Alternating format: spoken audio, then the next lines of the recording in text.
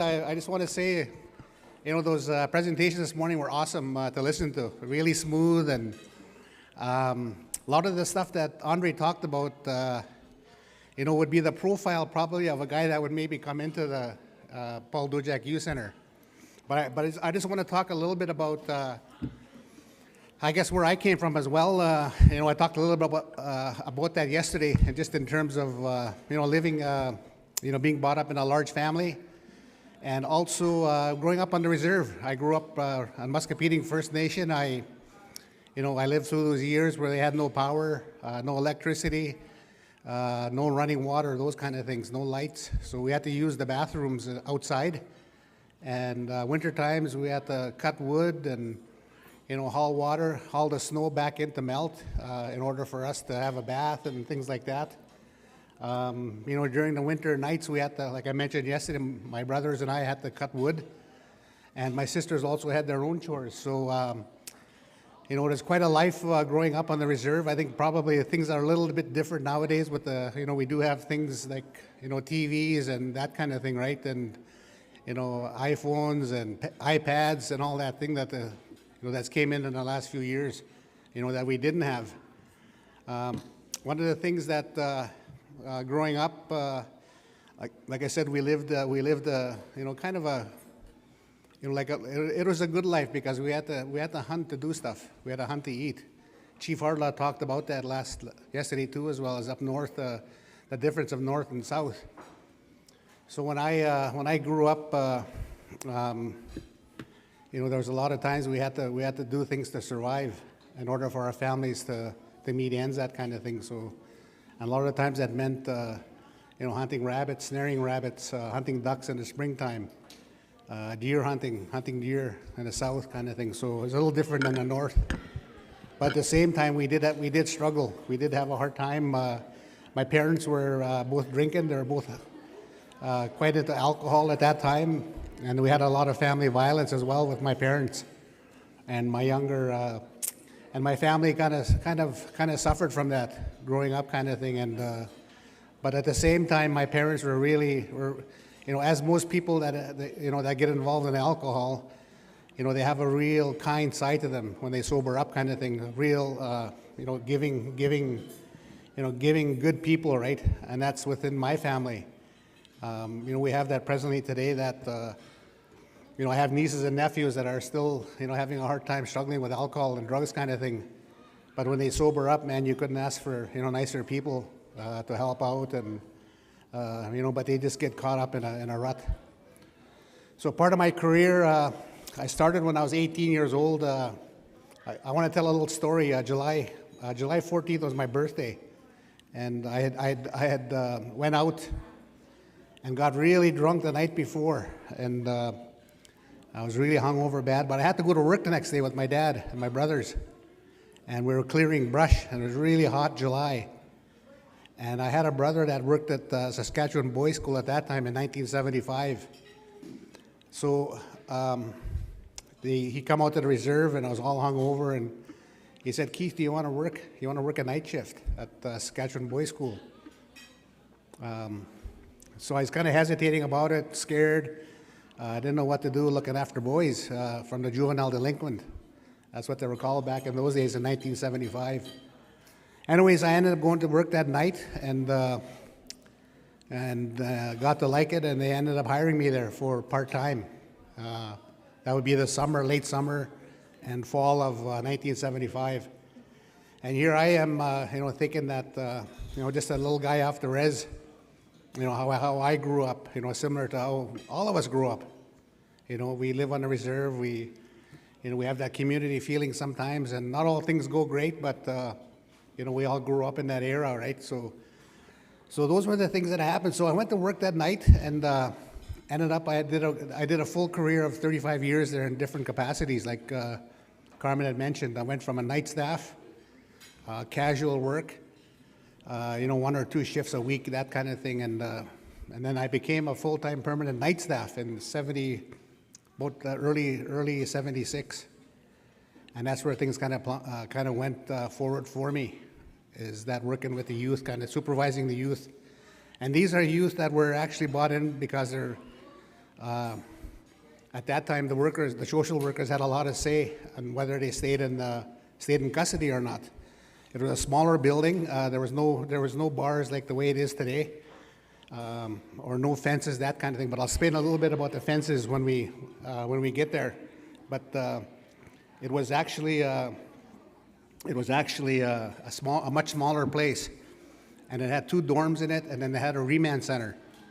And that's where the police, and my first encounter, I remember when I first worked, police used to call us, and then they brought in this one boy who accidentally shot a young child on the street by accident, and they brought him into custody that night. And that was my first interaction with being involved with a serious, so realizing that the youth that I'm looking after, these are people that kill people. So from there on, I kind of learned from that, and throughout the years, we ended up.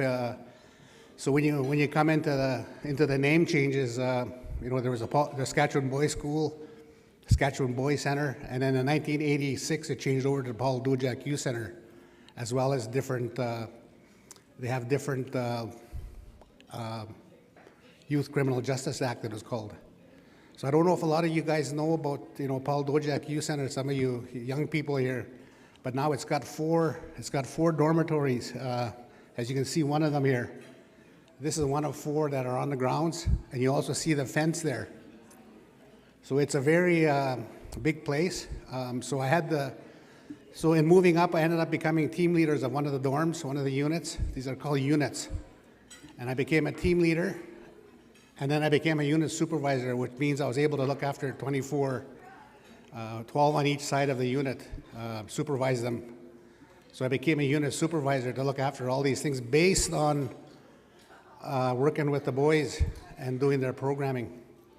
So a lot of these young offenders, they became offense, and maybe just go back to my grandparents. I just want to talk a little bit about my grandparents and my parents. So this is my grandparents and my parents, and they were a big part of my life that taught me how to do things. And I know you guys all have those, that when things go wrong. My kokum there was the one when my dad would beat up my mom, we would run over to her place in the middle of the night. And she's the one that would, make us feel safe in her home. With my brothers and sisters, we're only maybe about, 7, 8, 9 years old, running away. But we had to.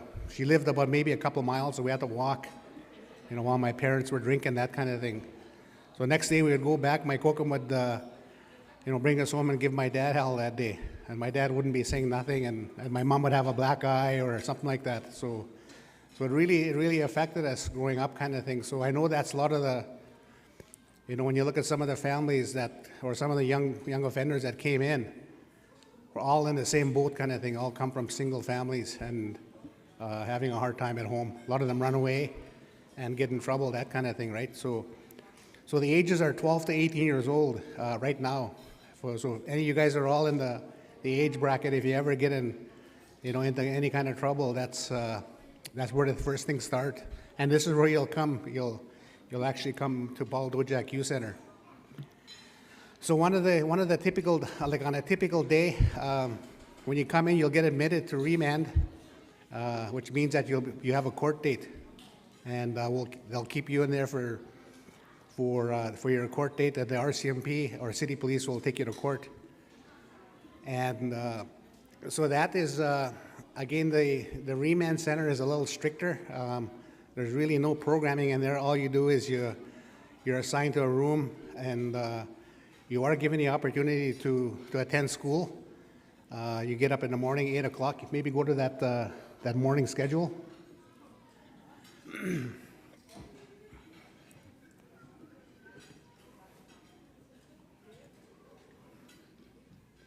So you'll get up on 8 o'clock, wake up. In the mornings, you'll have 2 workers and a teacher present there for the day. You'll have a classroom in the dormitory. You'll wake up, you'll do your personal hygiene, and everybody has to get up. There's no sleeping in, and I'll tell you a reason. I'll tell you why that has to happen. So when you wake up, you go wash up, you brush your teeth, that kind of thing, and then at 8:30, everything is on time, because all the boys know that things are on time. And I just want to say that there's a difference between a residential school and being in custody. So when you're in custody, you're charged for breaking the law. You're not there because they come to get you like the olden days where residential school, they just come and get you. So Paul Dojak is a place where you have to be charged under a criminal code, and that's why you're bought in. So in the remand center, you'll have your breakfast. You'll have they'll bring you in the breakfast, and so part of that whole breakfast thing, they'll give you paid jobs in there, where youth will set the tables up, and again, that's based on our trust level, how you're doing in there. When you first come in, you're admitted, and you also have an admission conference to see how you're doing and where you fit in, where you're from. If you're involved in any gangs, that kind of thing, then we'll make sure that we don't go in the same place as other gang members that may have potential problems with, right? So your regular school program, every dorm has a school program. They have a teacher assigned to those different dormitories. And in the remand center, you have the regular morning routine with the teacher teaching you, giving you, seeing where you are in school. He'll put you in the grades that you actually, where you are, where you left school. They'll ask you all that kind of stuff and what grade you're in. You'll have your lunch hour again. That's all bought in again. We have paid waiters. They'll set up the tables, and the food will be bought in.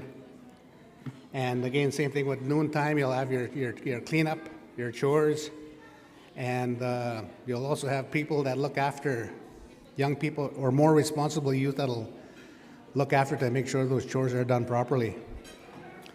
The afternoon again will be regular school program.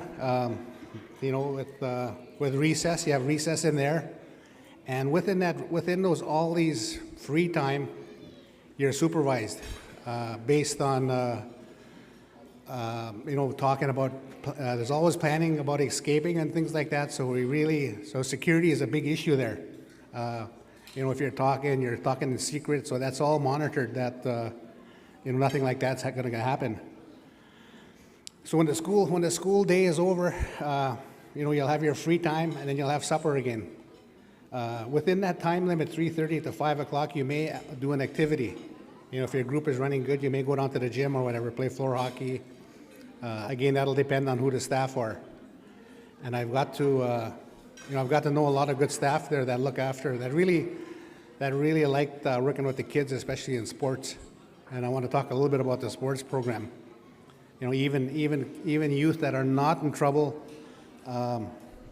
sports is what pulls us through.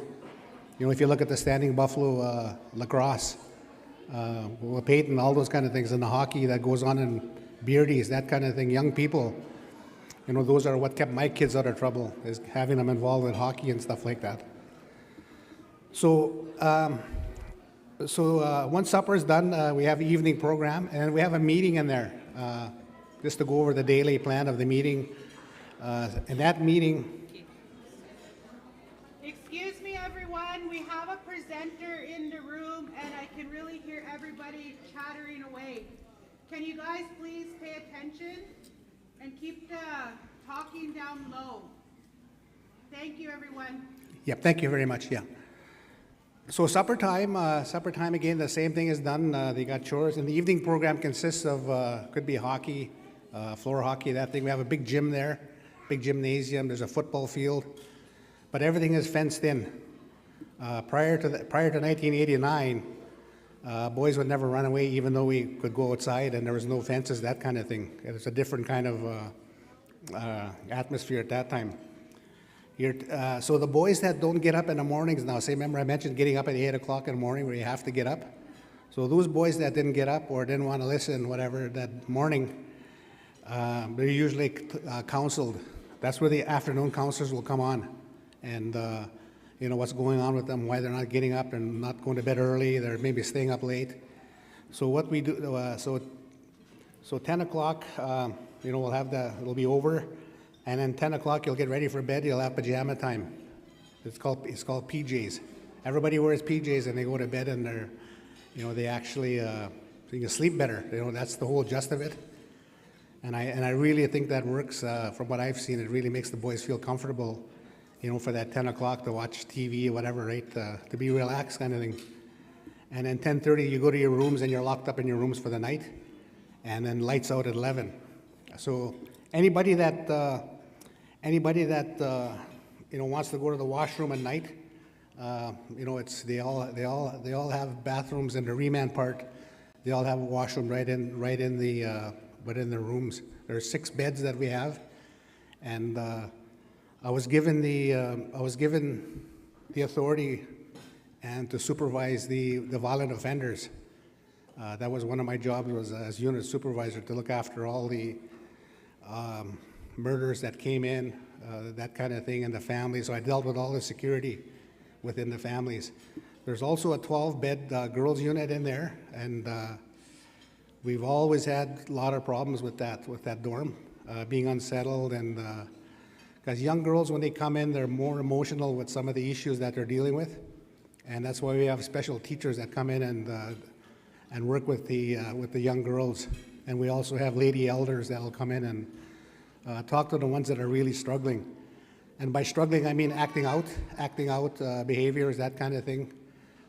So in Paul Dojak, if you do act out, there is restraining that can be done because it's an institution, government institution. So a lot of during my years working there, I've never really had to restrain anybody, but I had to help other dorms do some restraining kind of thing. So if you didn't do well during the day, you went to bed early. That was one of the consequences. And if you didn't listen, during the whole day, caused issues, then they would put you in your room. You stay in your room for the day. But that doesn't mean you stay in a room. So what we do is we let them calm down, relax, and then we go in and talk to them. We don't leave them for hours and hours. And that's one of the new things that came in, is that we just don't leave you locked up.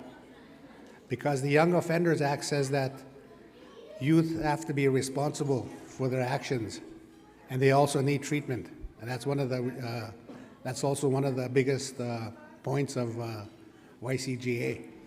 The other big thing is that society has to be protected from violent offenders, that kind of thing. So that's a big. Those are the 3 main points of the Young Offenders Act. There is facilities in Prince Albert, North Battleford. I think right now, if you guys heard about the Prince Albert Youth Center. So as directors, we all meet and go over. So I met with all the directors during my time, and I've actually had a lot of good comments about working together, kind of thing, with culturally. So we brought the cultural program in 1993. So we've always had elders in our programs. And I don't know how it is now. It's in 2011 when I left, when I retired. So, but a lot of times the elders were the ones that really helped out lots with some of the boys that were having issues, and girls, and young ladies that had issues, and nothing like really. I mean, it was just so easy to see that how the elders, would help the young people. So there's always 2 staff present. There wasn't any one staff left. You couldn't go into the kids' room unless you had another staff with you. So everything was protected. So they make sure that the youth are safe as well, that nothing happened to them or bothered them. So that was a big thing within our institution, kind of thing. So having worked there for like I said, 28 years, and then I became director of QBOW Youth Center, which was is more of a cultural program out there. We had a lot of ceremonies, we had cultural camps, probably about 30 cultural camps. So we did a lot of that to help the youth. And when Chief Hardlaw talked last night about one of the guys he's seen at exchange students, 30 years later, that happens to me when I go around. I don't know the boys, but they know me. 30, 40 years, I'll be so happy to see them, and I'll always remember the cultural program. So when you guys are talking about, cultural identity, who you are, everybody has a history, and a strong family background. Doesn't matter who you are. We all have that good side to us, our families. You know, our aunts, our uncles, our mushums, our kokums. So those are the people that we need to go to. So during my time, I did a lot of sports with the kids. That was the biggest thing, is to, because my thought was you gotta make these kids have exercise. You gotta do things with them, play them out. Because the more sports you have during the day, the less problems you have with the boys and the girls. If you do sports, you know, we take them skating for 2-3 hours. You know, come back, have lunch, and we go out again, play shinny for another 2 hours. So that evening there was never any problem because the boys were tired and the girls. And then they went to bed easy with no problem and able to sleep good.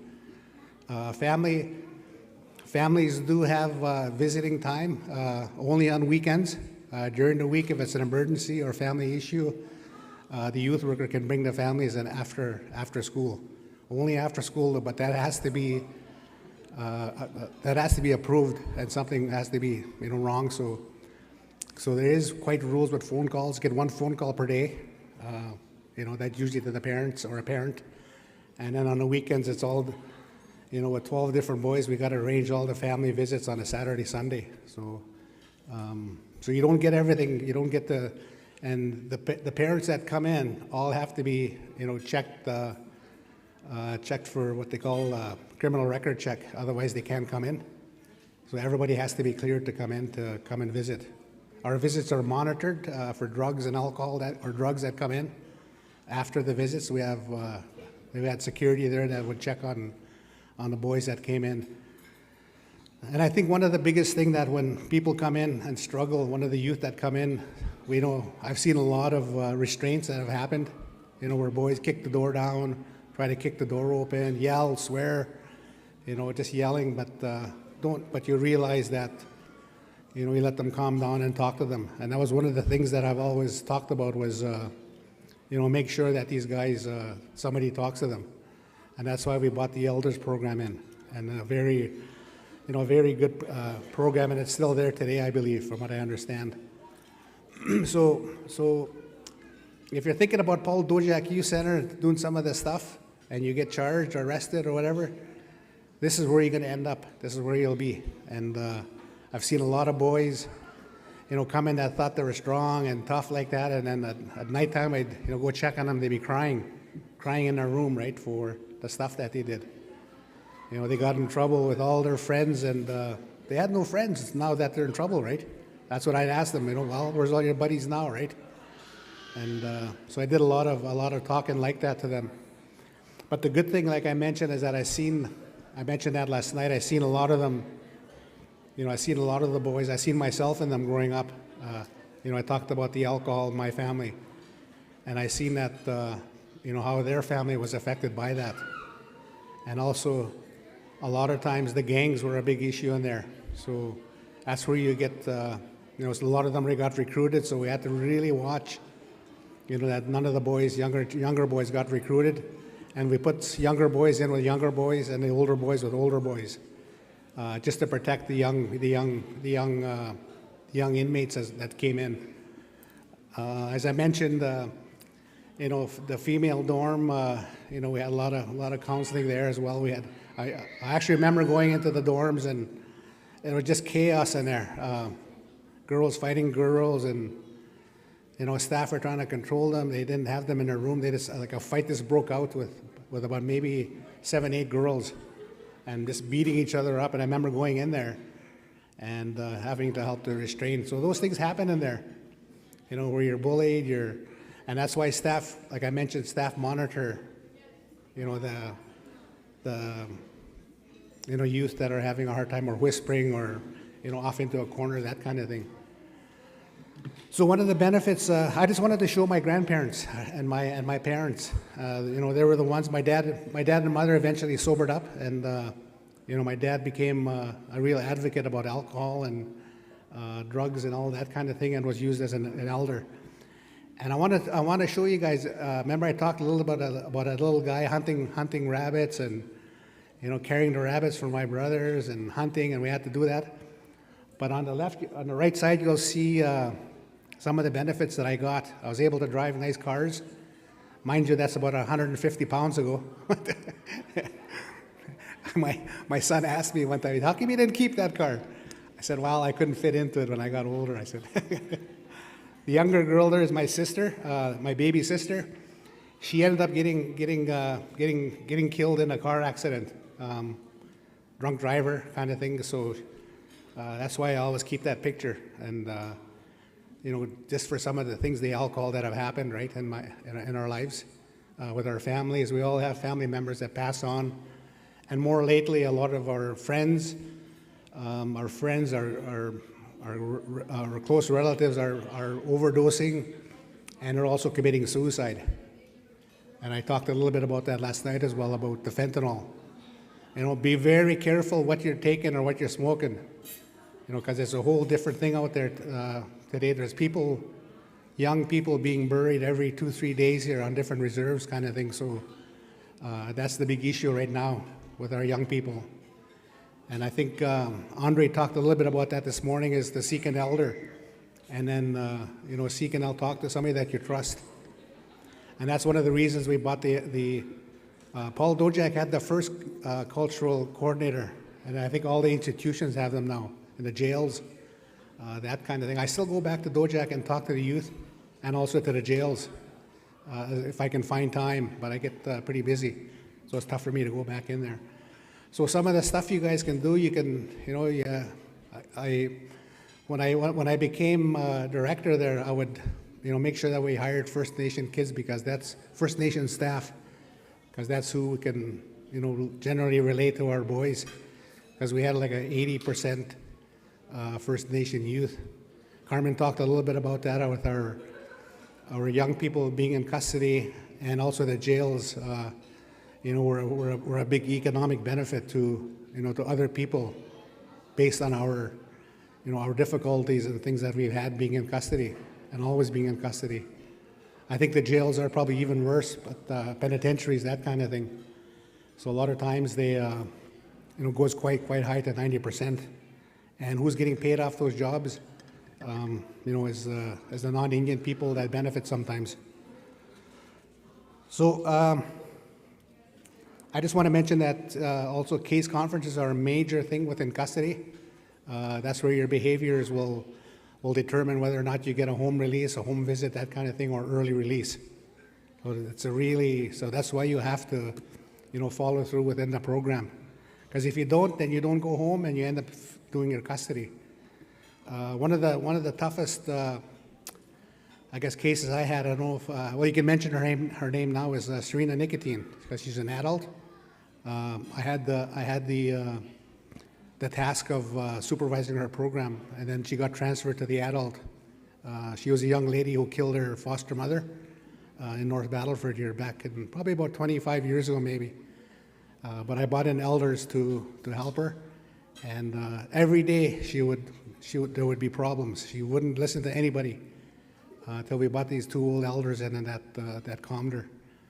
And these are the things these are the young people that come in. The other one was a young fella that also murdered 3 people. You guys probably heard about that. Maybe not heard about it, but it's maybe for the older people. He chased around 2 of his buddies in File Hills Reserve, and this happened. A SAS Power man was working that morning, and he shot him as well too. So he killed 3 people.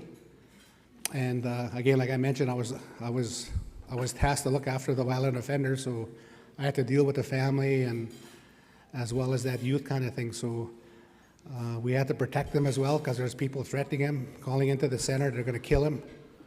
So we had to make sure that the center was safe and that nobody could come in to try kill him or harm him. And these are the things that have, that I had to work with. And I think that, we all may know somebody that's in custody, and we know it's not easy. It's not a good thing, because I know sometimes you can portray or do some bravado that being in Paul Dojak or jail is cool, right? Well, it's not. Like I said, I've seen a lot of young people over the years, and I really did my best to help them, even with the staff, giving direction with our staff. I was able to supervise a lot of staff and give them direction how I wanted these youth to be treated. As I always thought about the residential school as well.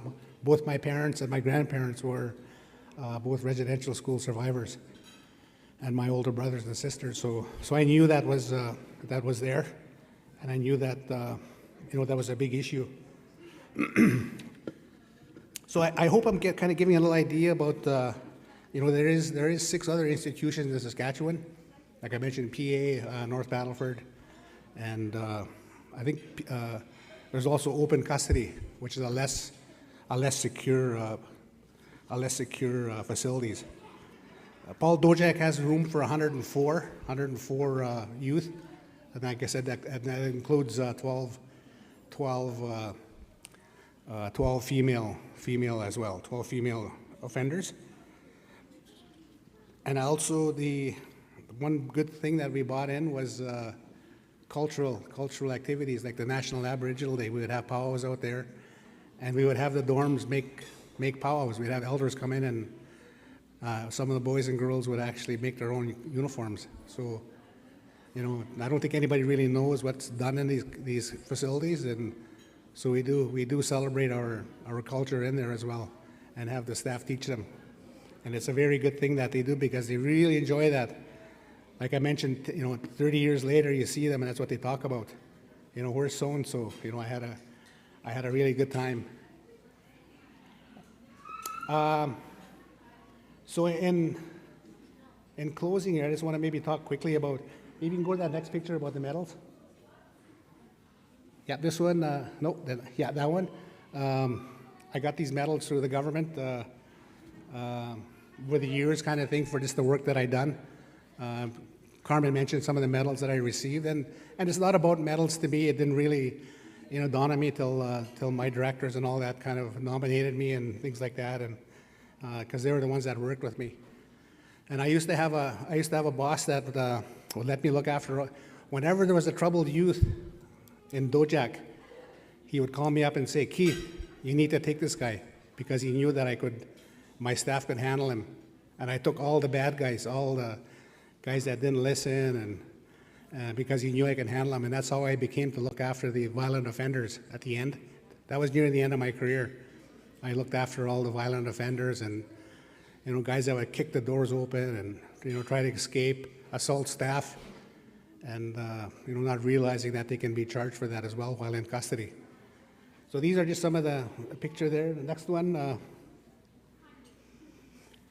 This one, I still play hockey. I don't look like it, but I still skate. I have all my grandchildren playing hockey, and this was taken about 2 years ago, in my little home rink of Edenwald, and I still skate with the grandchildren, kind of thing. And but again, that's all coming back from skating with the boys in Saskatchewan Boys School, Saskatchewan Boys Center, and Paul Dojak Youth Center, and I still do that. But I learned to play that. I never played any really competition hockey. It was always playing hockey with the boys, because hockey, even though you can't skate or anything like that, the boys still try to skate.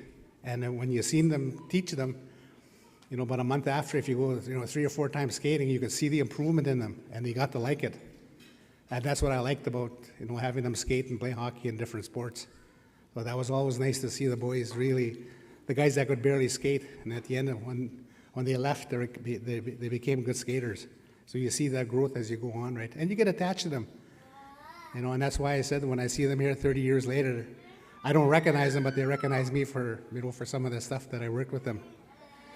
I don't want to get into staffing, because I do have issues with staff that I basically some racist stuff like that with the boys, making fun of them, mocking them, and that's one of the things that I really frowned upon, is that I would take the staff after and sit them down and talk to them about the boys. These boys don't have the capacity to speak up for themselves, so it has to be me to do that. That's not the way we do things. So I'd sit them down and explain to them that these boys can't speak for themselves, or the girls, so it had to take somebody, the staff. So I had to do that a few times in my career there. Next picture. This one, again, grandchildren. I got in sports and football. I'm a big football fan, as you probably know. The Rough Riders. I play today, too, as well. I know there's jigging here, so I'm going to do my best to watch the jigging in the game. But I ended up getting the 13th fan award last year. And again, that's just knowing because Paul, who knows who Paul Dojak is? Anybody know who Paul Dojak is? Nobody? Nobody knows who Paul Dojak is. Okay, Paul Dojak was named, he was named after, well, Paul Dojak, you said it was named after him, Paul Dojak, in '89. And he was one of the CFL referees. He's a famous referee. If you Google him, he participated in, I think, all the Grey Cups, and he's famous for the Fog Bowl, where he had to stop the Fog Bowl, and then they played the Grey Cup the next day. And I had the opportunity of meeting, he retired in '75 when I started, and I had the opportunity of meeting him, and also a couple times after he passed away. But Paul Dojak spent 35 years there as well as a director at with the boys' school, so he brought in a lot of football players. And that's how I got to meet a lot of good football players and continued to be a Rough Rider fan. And lo and behold, I became the 13th fan last year. So that's just kind of the stuff. That's why I want you guys to stay involved with sports, because you won't be in custody. You won't be in trouble. You listen to your parents, your grandparents. You know, some of you guys may have a hard time at home. You know, maybe with food or something like that. That still happens. That happens in my reserve. But everybody help out everybody. That's the way we're taught. Somebody's hungry, feed them. I won't give you money, but I'll feed you. You know, that's the way that we should do things. And I believe that, you know, that we are going to get stronger. We're going to get better with our youth. You know, we just need to put more awareness about the drugs and alcohol that are killing our young people. And that's what I'm really, I talk lots to my family about it. But I think communities need to know more about the fentanyl and the gangs that are bringing in those illegal drugs that are, and it's also family killing family passing on those fentanyl. You know, that kind of thing. So people dabbling in that and not realizing that it's going to kill them instantly. And that's what happened to my grandchildren. I have to go to a funeral tomorrow. Maybe I'll see how things go here. And but I lost a grandgirl here a couple days ago as well. So a young, beautiful girl, about 25, 26 years old, kind of thing. So that's what's happening in our communities. And those are your aunties, your cousins, your relatives. So we need to make sure that you know, we don't get in trouble, because after Paul Dojak, you end up going to correctional center. And I've seen that happen a lot of times where our youth just graduate into the adult facilities. A lot of them kill people, you know, and they end up going to penitentiaries, that kind of thing, right? So, and you stay a long time, and that's not fun. You end up beginning, you know, that's where you get involved, bigger things with the gangs. Because gangs are not your family, you know, that's the way it's portrayed. You know, the only family you have is your own family.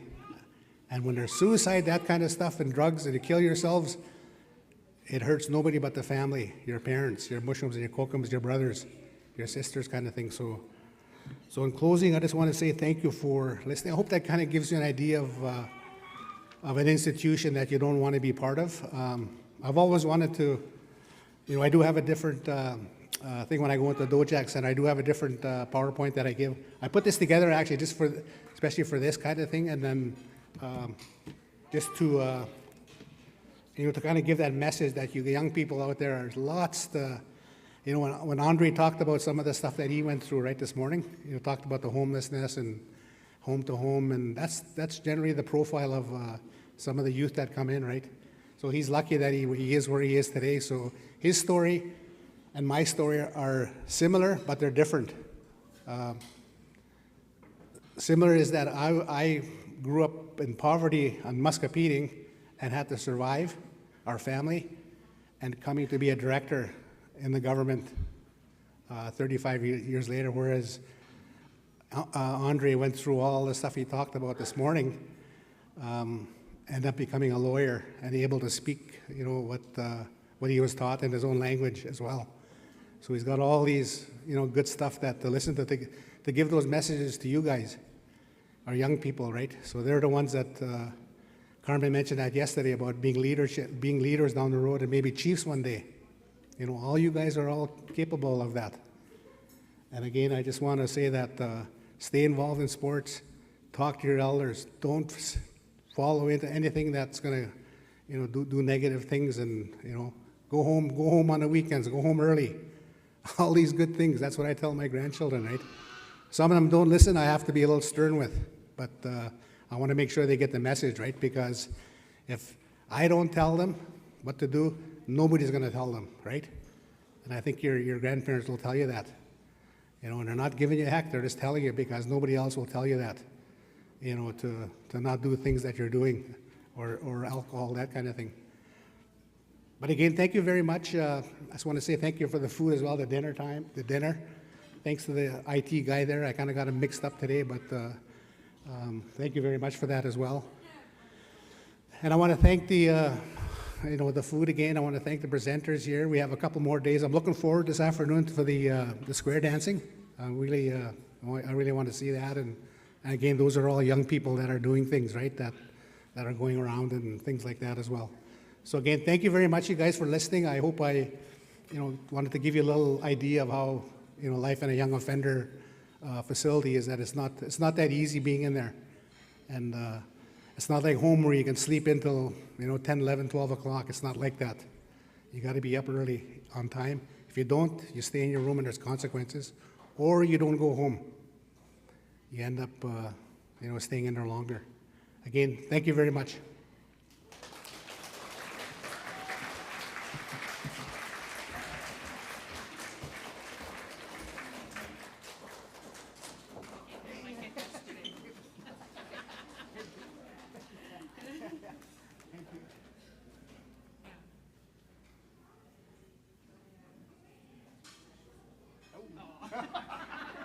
Thank you, guys. Thank you.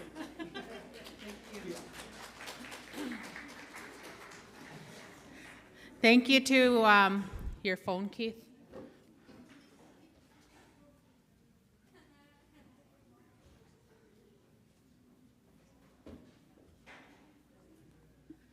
Thank you to my boss, Keith Pratt, for his presentation. It's very important when we have people up here presenting that our youth are paying attention. So Andre left me with his $60 for his second game that he was gonna do, but he had to leave. So he gave it to me and he said, do the game with them. But I think the best game right now is to see who is paying attention to Keith's presentation. So the first one to answer my question is gonna get the $60.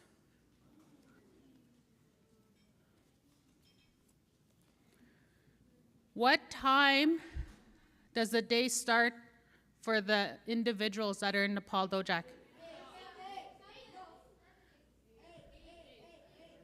Here, you got it.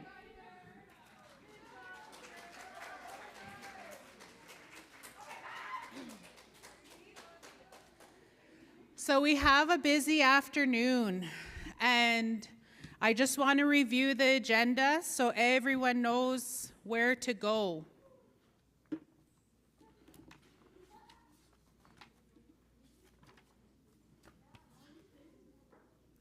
So in this room, for the evening, we're going to be having a talent show, and we're also going to be having a jigging contest. And there will be prizes. So we're hoping that you guys are able to participate, so you guys will have the opportunity to win the prizes. In here in the Tatanka room, we're going to have the talent show preparation. And if you sing, if you play an instrument, you guys can stay in here, and we have our presenters, LJ Tyson and his helpers. LJ, can you stand up, and your helpers in the back? There's LJ. They're gonna be in here doing the talent show presentation. LJ, well, all three of them have a lot of background in music. So even if you guys don't have your own instruments, there's stuff that will be here. And if you guys sing, we can have the backup band that'll help you play for you guys while you sing. That's going to be taking place in here. In the Wild Horse Room 1 across is where we're going to have the Learn to Jig with the Creeland dancers. The Creeland dancers are from, I was going to say Waupaton. Not from Waupaton, they're from Beardy's. And then in Wild Horse Room 2 is where we're going to have Paulette Potra with the Two Spirits in Motion Society. And in Wild Horse Room 3, we'll have Pearl Tatchin with the Learn to Quill. And we're also going to have our cultural team that'll be teaching about putting up a teepee and having the teepee teachings, which will take place in the Dakota Dunes Gardens outside in the lobby area. We are going to be starting at 1 o'clock to 1:40, to 2:40. Then we're going to have a break from 2:40 to 2:50. And then we'll go back into our sessions at 2:50 until 4:30. Then we'll have supper in here at 5, along with our entertainment by the Creeland dancers. And we'll be going into our talent show and our jigging contest. Then we're going to end the night with our youth dance. So we have quite a bit of stuff to do today, and we still have a very big agenda to do tomorrow. So chaperones, if you can see where your students are going to go, and I believe our presenters are ready. LJ and them will be still setting up in here, and then the other individuals are across the hall. So if you guys can decide where you're going to go, and you guys can proceed that way. Thank you, everyone. Thank you for all your attention as well. Hi. How are you? You're good, good? Okay.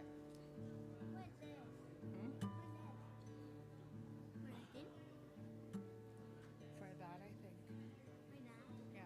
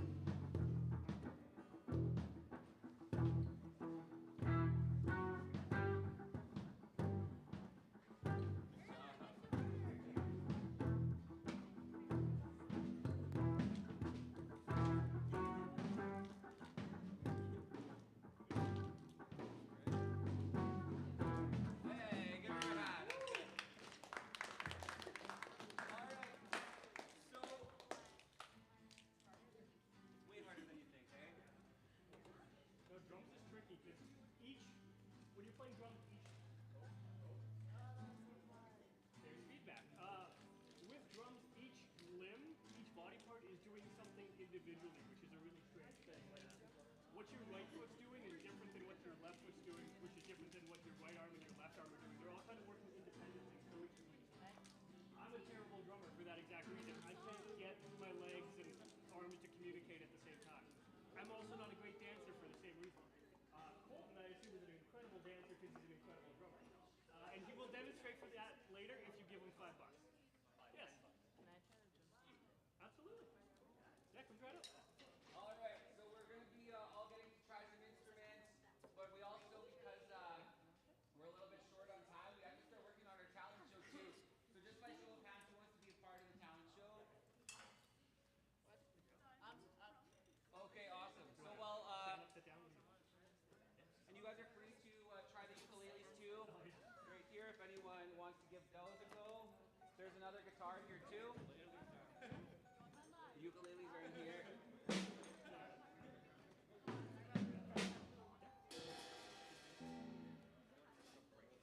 Have you ever played any guitar before? Yeah. All right. It's easier. Try that. We haven't done it here. Pointer there. On this fret. On this string right there. And then if you do middle finger just All right. there. And anyone that wants to do talent show, And then you just kind of want to let's figure that out right here. Let's go talk over here. We'll get everyone lined up. Once again, talent show. Let's talk right here. That's an E minor. So then, if you go down with that same shape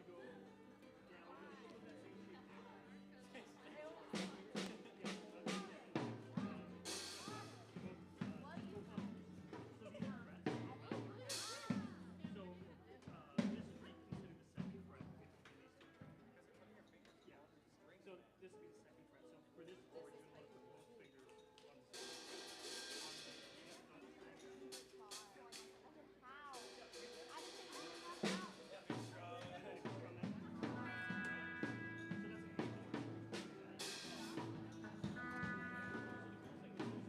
the cool thing with those two is in that same shape, you move it.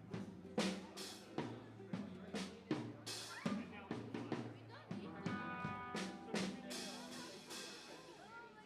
see.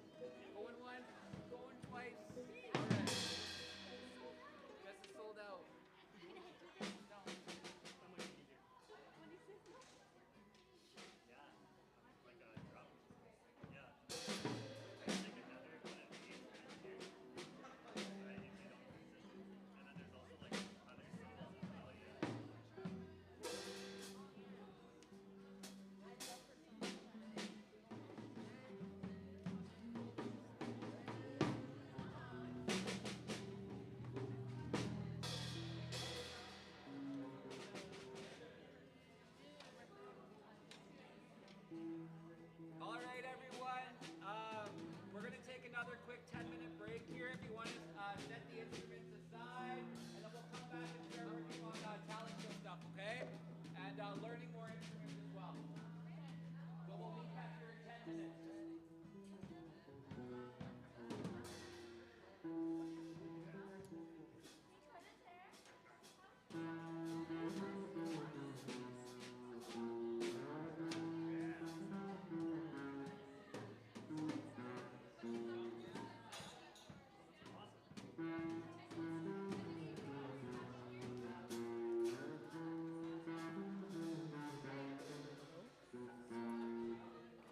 Hello?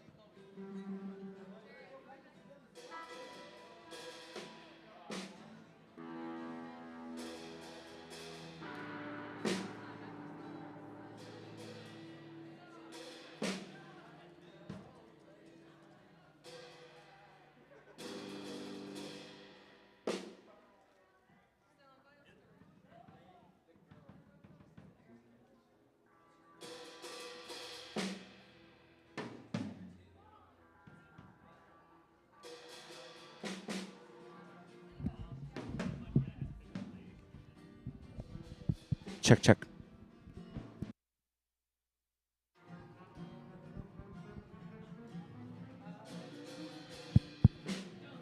Check. You're not gonna sing? I don't sing. For talent show? You're not gonna do anything? Fine. No. We'll be the judges. Okay. Yeah, good. I'll be judge. Okay. Good. I will be judge.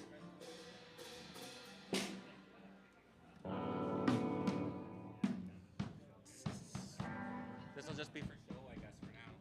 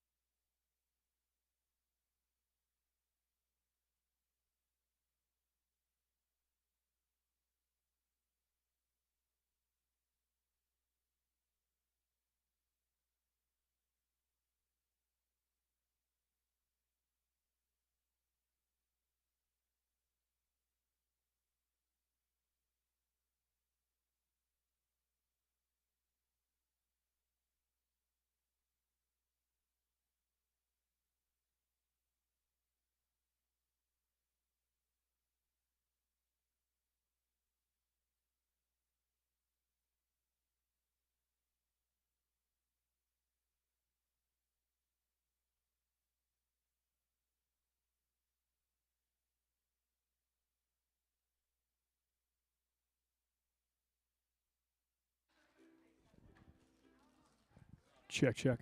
I'll go talk to Josh here. All right. So thank you. So I know lots of us aren't back from snack yet, but we're gonna get rolling on the talent show stuff. And do you guys want to come join the circle really quick?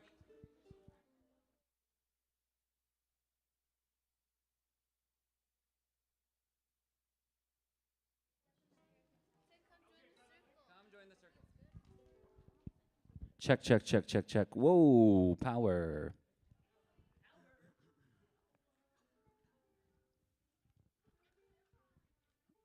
Alrighty, so we'll start now that we've kind of had our icebreaker games and our introduction to the instruments. We will start working on our individual talent show performances, okay? And the process of creating our show for tonight, I want everyone to know the whole process so that in your own communities, if you feel like putting together a talent show or you want to be involved in that, you can take what you learn here today and go do it yourselves in your own communities, because I think the more people we have doing this kind of stuff, the better for everyone, because it goes back to that community aspect of music we were talking about, right? And if you missed that whole spiel, we won't do it again. Okay, so let's ask one more time. Anyone want to sign up for the talent show that hasn't had an opportunity to yet? We have Pearson, Addison, Brody, Elysia, Taylor, Jordan, and Parker. Anyone's name not on there that wanted to? Okay. So let's start practicing the songs. Let's start with Jordan. Where's Jordan? There you are, Jordan. Okay.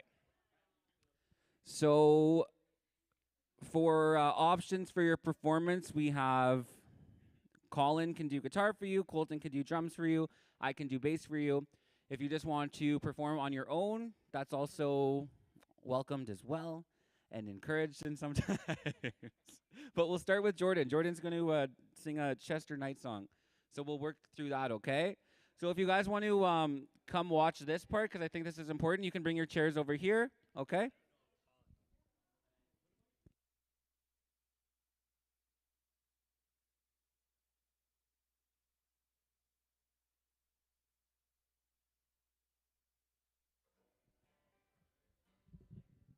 Come on up, Jordan.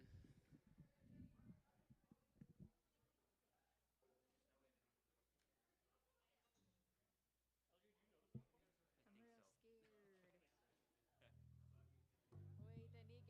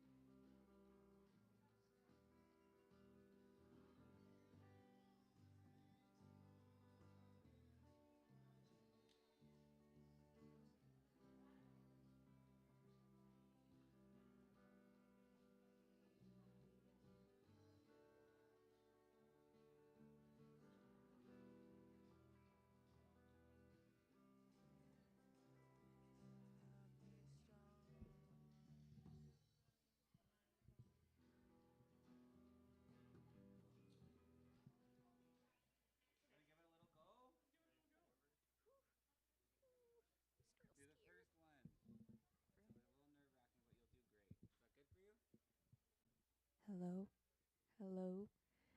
Um.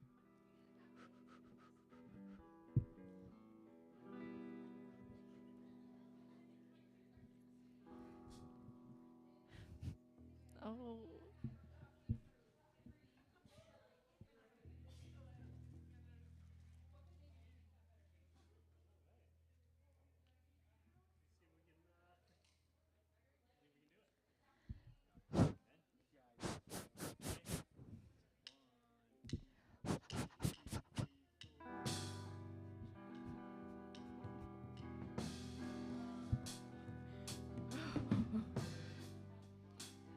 Do I go now? Ow. Oh. Okay. And I just start.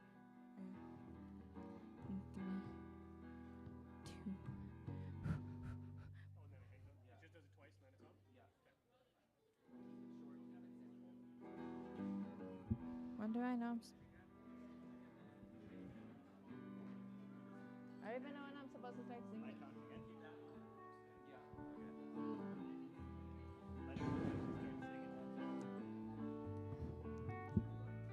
When do I start singing? I'll tell you. Okay.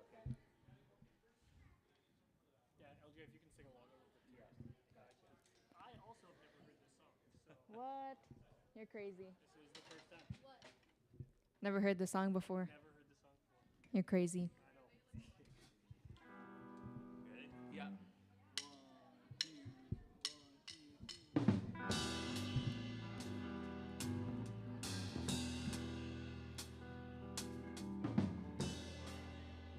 Sorry, Colin. Here we go. 1, 2, 3, 4. Yes, I know there are things we don't say. And I know there are things we don't do. But I know I can't live. I can't live without you. For some strange reason, I need someone to care. I wonder, I love you even when you're mad and you're throwing things around. I love you even when you put me down. Chain, while your sorrow falls like rain. Will you ever smile again? Just tell me you love me and tell me you care. I will never leave you, I'll always be there. I'll give you all the things you want, I'll give you what you need. From the chorus, okay? The what? Just tell me you love me. That part. Ready? And 1, 2, 3. Just Tell me you love me and tell me you care. I will never leave you, I'll always be there. I'll give you all the things you want, I'll give you what you need. Just never really hurt me, never make me bleed. Love me, love me, love me, love me strong. Oh, love me strong. All night long.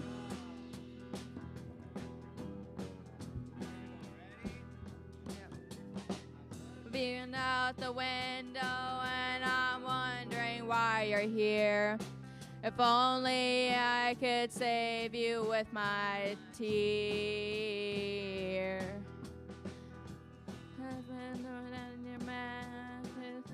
Wait, what?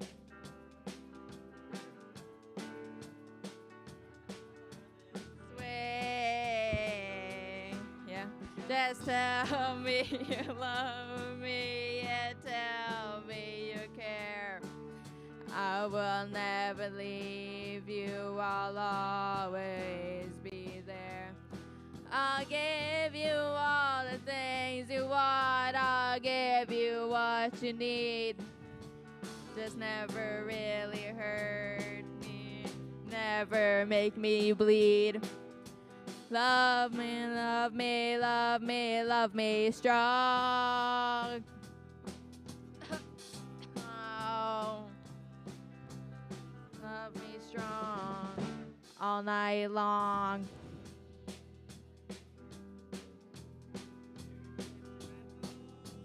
Okay, wait.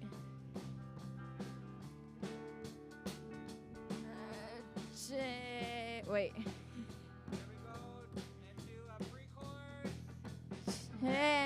Chain,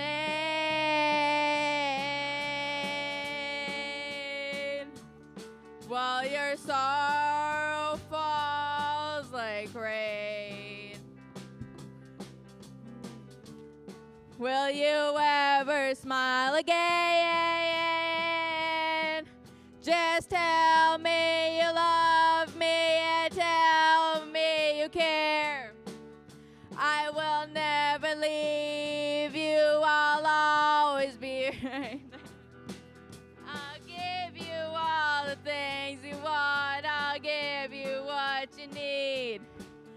Just never really hurt me, never make me bleed. Love me, love me, love me strong. Oh, love me strong all night long.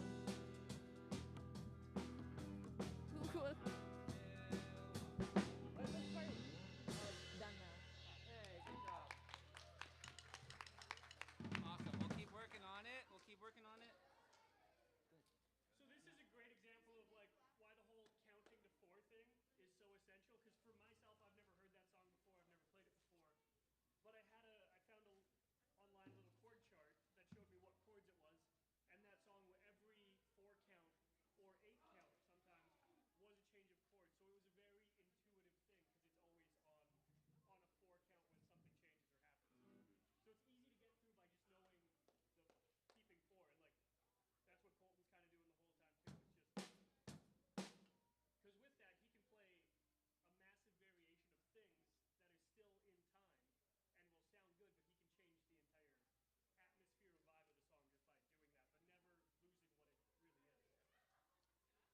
Riptide. You want to try Riptide? Okay. Do you want to trade, Colin? Yeah.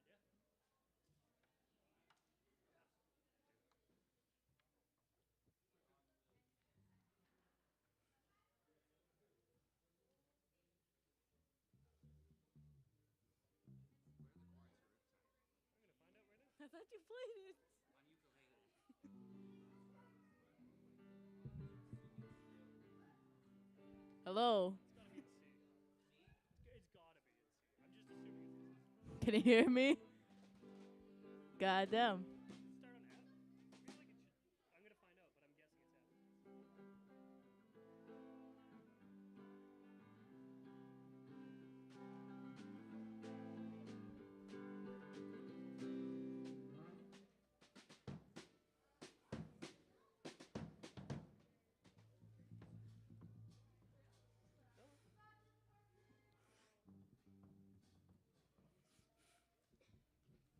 Capo on the first fret. There's a capo on the amp there. And then it's A minor? A minor, G key. Whole song. Perfect. Ready? No. I'll sing with you.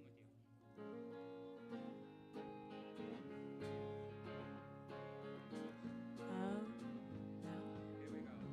2, 3, 4. I was scared dentist in the dark. I was scared of pretty girls and starting conversations. Oh, my friends are turning green. You're the mother, sister, having a dream. Ow, ow,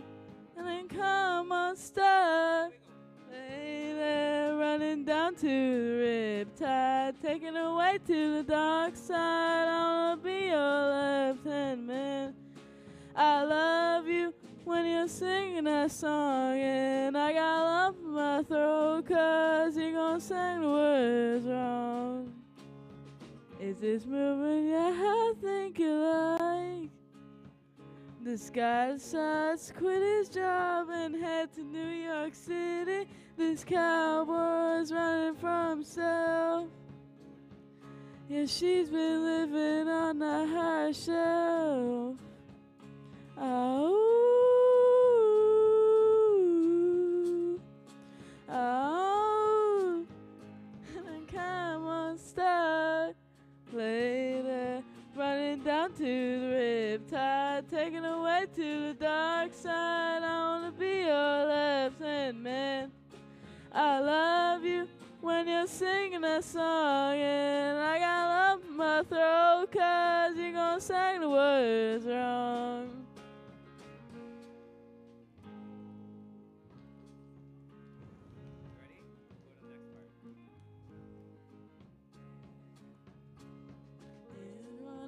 I just wanna know if you're gonna stay.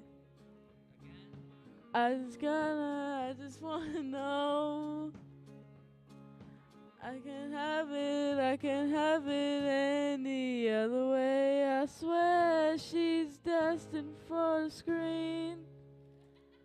Closest thing to Michelle Pfeiffer that you've ever seen. Oh, lady, running down to the riptide, taken away to the dark side.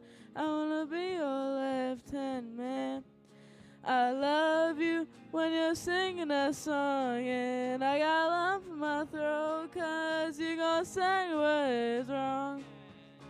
Oh, lady, running down to the riptide, taken away to the dark side. I wanna be your left-hand man. I love you when you're singing that song, and I got lump in my throat 'cause you're gonna sing the words wrong. Oh, lady, 'cause you're gonna sing the words wrong.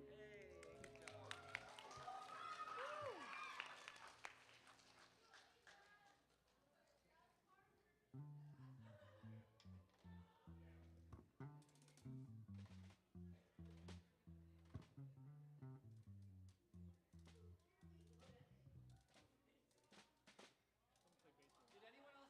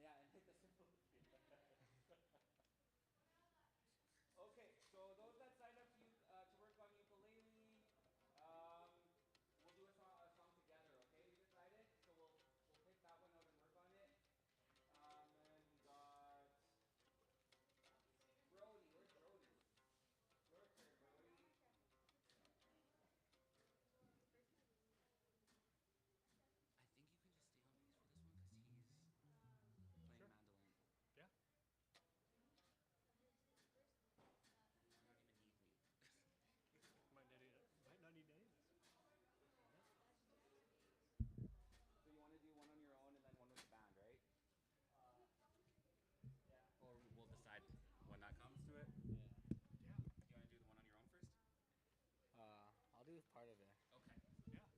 Yeah. Like, just maybe one chorus. Yeah. All good.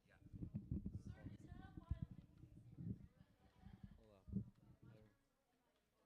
So that one actually it's strong like and tuned like violin actually. So it's interesting you say that. But this one's a mandolin. You know that, right? Oh yeah. So lots of fiddle players actually start playing mandolin too, just because it's so similar. Good.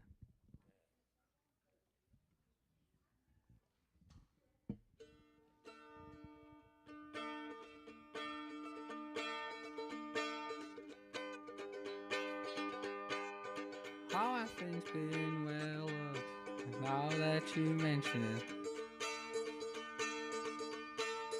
my folks still talk, but they speak in these two-word sentences. I'm saying too much, but you know how it gets out here. No winter coat to keep out all the cold of your atmosphere. We once sang retrograde, we shake the frame of your car. Now I know your name, but not who you are. It's all okay, there ain't a drop of bad blood. It's all my love, you got all my love. I'm still out here with the fields in the dark. If you need me, dear, I'm the same as I was. It's all okay, there ain't a drop of bad blood. It's all my love, you got all my love.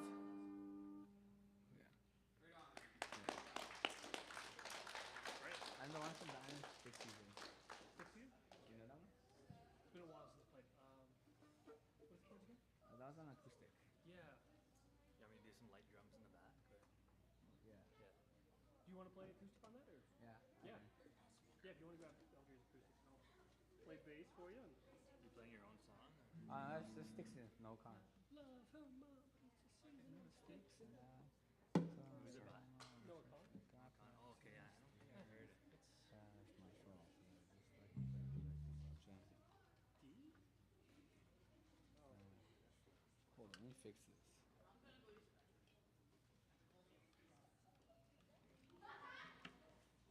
Oh yeah, just take it off. There you go. Start there. And bring this back up. I play it really high, so you can adjust the. Yeah. Oh, do you want it loosened up a little bit? Yeah. Okay. Just a little bit. Can you plug it in too?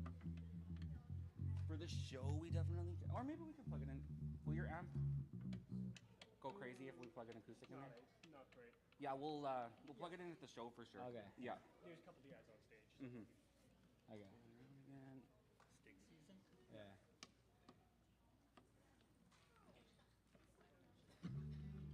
There, better? Yeah. Sweet. LJ, you want to play bass on this one? Sure. Play electric? Is it easy? Yeah. I can do. Yeah. A, E, F minor, E the whole time. A, E, F minor, D. A, E, F minor, D. Oh, yeah. Just like light drum, like kick on the back. Yeah. Cool. Alright. Yeah, do you want to just count it in and then we'll. Yeah. Or you could just start playing and Yeah. we'll Yeah, if you follow want to in. start playing, we'll just Yeah. jump in with you. Okay. Yeah.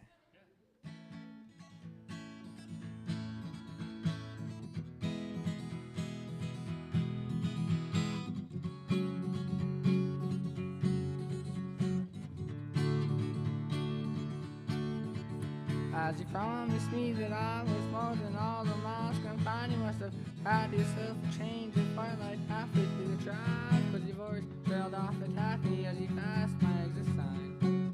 Kept on driving straight and lift our future to the rain. Now I'm stuck between my anger and the blame that I can't face. Memories or something, even smoking weed does not replace. And I am terrified of weather, cause I see when it rains. Stop, don't be the travel, but there's COVID on the planes. And I love Vermont, but it's the season of the sticks. And I saw your mom, she forgot that I existed. And it's half my fault, but I just like to play the victim. I'll drink alcohol till my friends come home for Christmas. Dream each night of some version of you that I might not have, but I did not lose. Now your tire tracks and my pair of shoes, and I'm split in half, but that'll have to do. So I thought that if I filed something good in all my files, I could cancel out the darkness I inherited from Dad. No, I am no longer funny, cause I miss the way you laugh. Once called me forever, now you still can't call me back. And I love Vermont, but it's the season of the sticks. And I saw your mom, she forgot that I existed. And it's half my fault, but I just like to play the victim. I'll drink alcohol till my friends come home for Christmas. And I'll dream each night of some version of you that I might not have, but I did not lose. Now your tire tracks and my pair of shoes, and I'm split in half, but that'll have to do.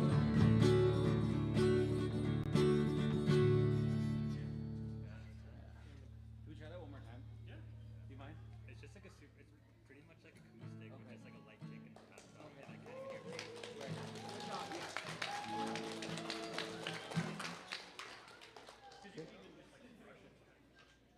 Yeah.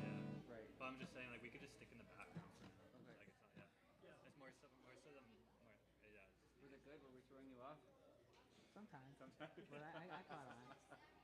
Okay, we'll try it again later. Yeah. Okay. Thank you.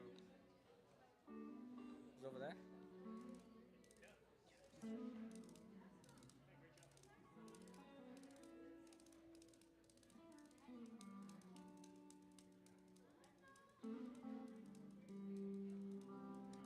Okay, everyone, we're gonna take another quick 10 minutes break, and then we're gonna come back and keep working on it. We'll do our ukulele group next, okay?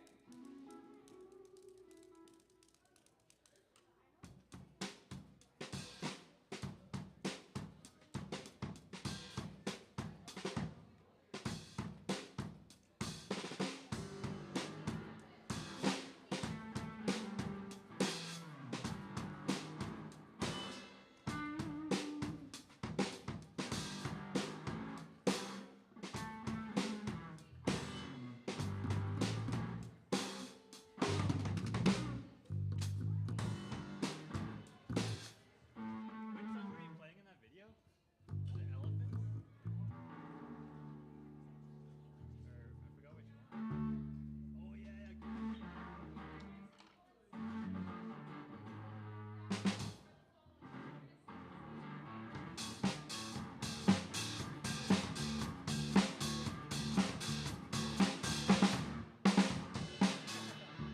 Dude, those time signatures are crazy though, yeah. When I posted that kit was like them putting on the cover night, I was like, yeah, dude. Yeah. I'm so down. Let's do that, yeah.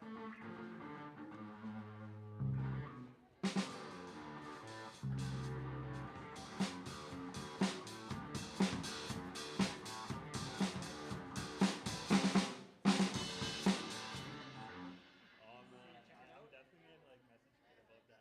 Like we got Okay. it. Can they want to try some stuff out, you guys, if that's Yeah. okay? Come on over, come on over. Try it out, yeah. Anyone want to try this bass guitar? What about drums? Yeah, come have a seat. Anybody want to play some drums? Yeah, try it out. It's a little heavy. Don't be scared to hit 'em. Okay. There you go. And then you just pluck these ones over. And then you can move your other hand all around here to change the notes, okay?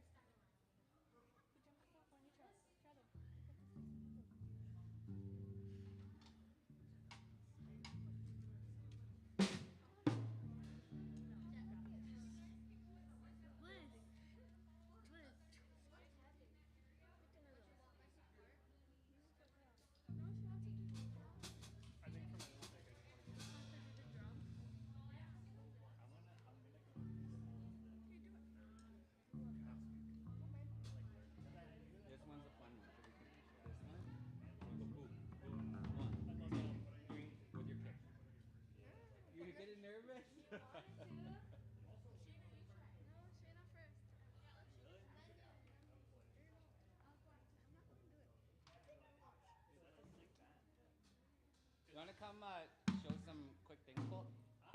Did you give up already? Yeah.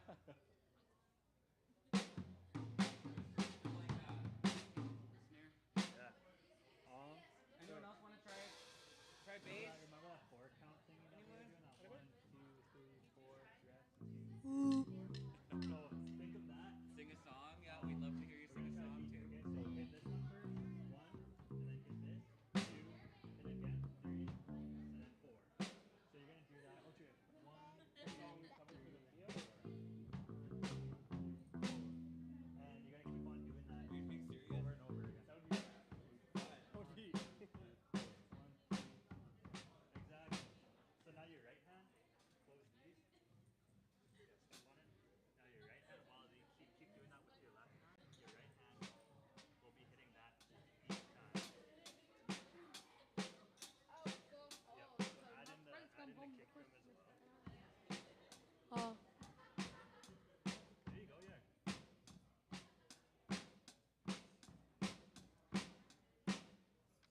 You got a beat going there. And that's like one of the basics, like the beat that, well, that beat's everywhere. It's like in almost every song. No. No.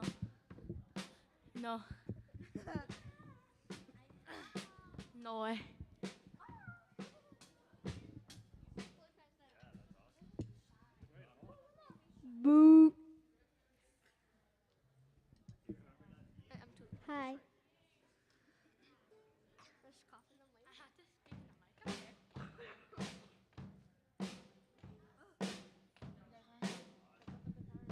What's up, y'all?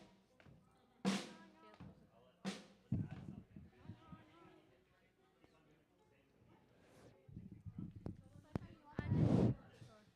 just want to feel it.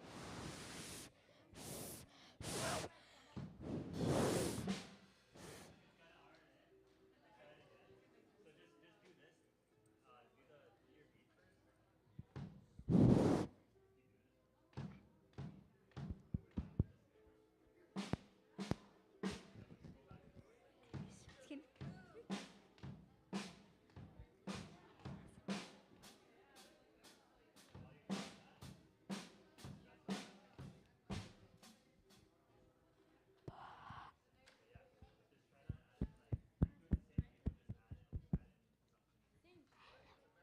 Sing. When do you guys sing?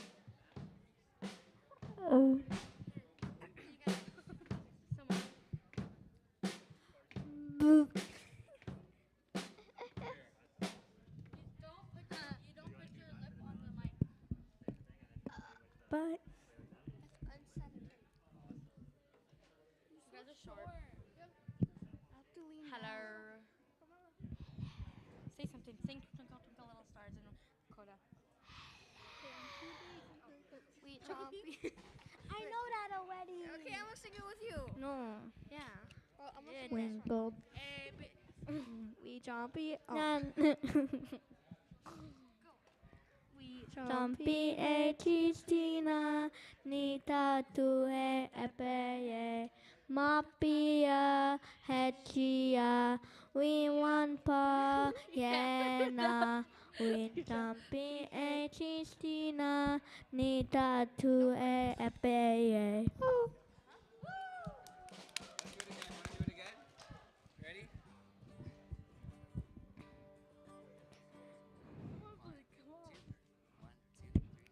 We Chompy e Cristina, Nita tu e Epeye, Mapia, Hechia, we want Payena. We Chompy e Cristina, Nita tu e Epeye. Good job. Do you want to do that one for the talent show too? Okay, we'll sign you up for that one.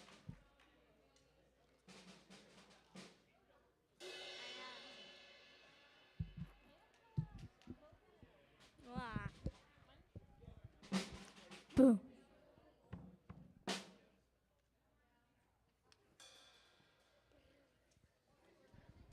No. You guys know the. Oh no.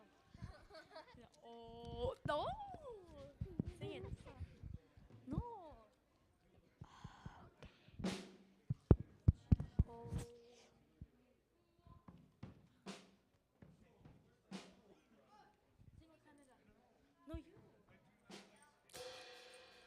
When do you guys sing "Oh Canada"? No.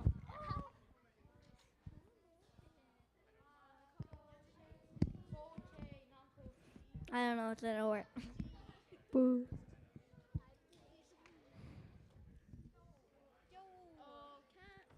Oh. No.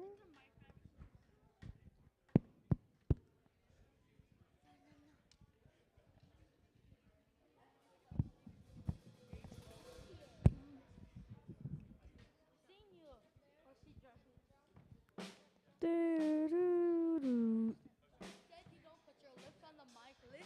I'm not. Is my lips on a mic?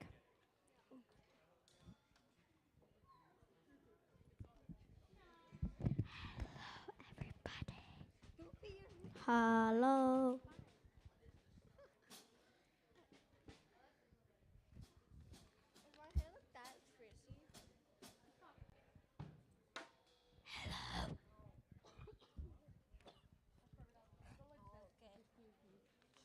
Sing ABC. A, B, C, D, E, F, G, H, I, J, K, L, M, N, O, P, Q, R, S, T, U, V, W, X, Y, and Z.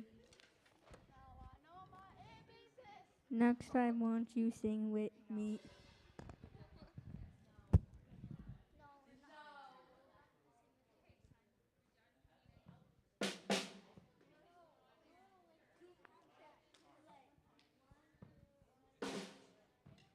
Hello.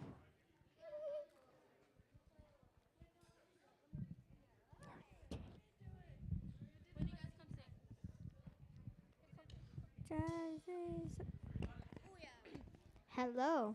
Yo.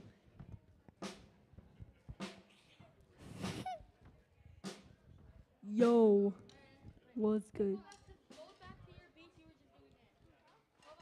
I.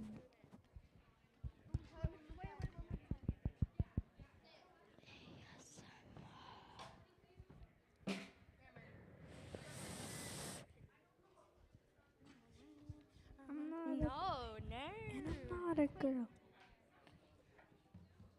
Say Diggy hi. diggy dagga da. Oh. Hello. Hi. I'm Georgie. What?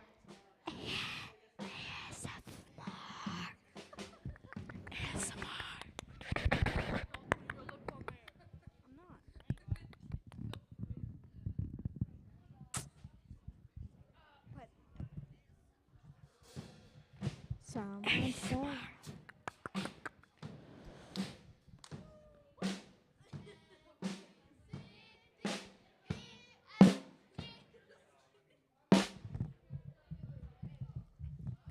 Today we're gonna have Bliss and Carmela singing ABCs.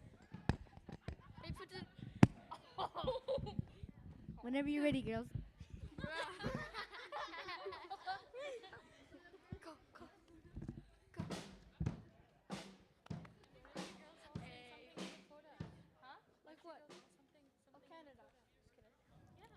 Tokaranichi yape.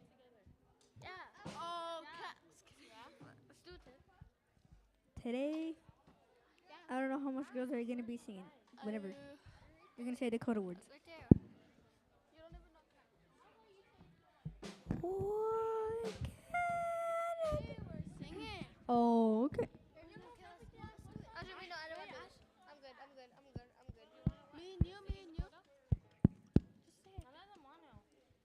Tokaranichi yape.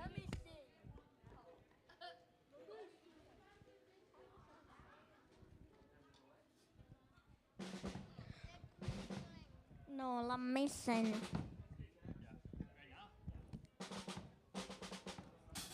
Jackson.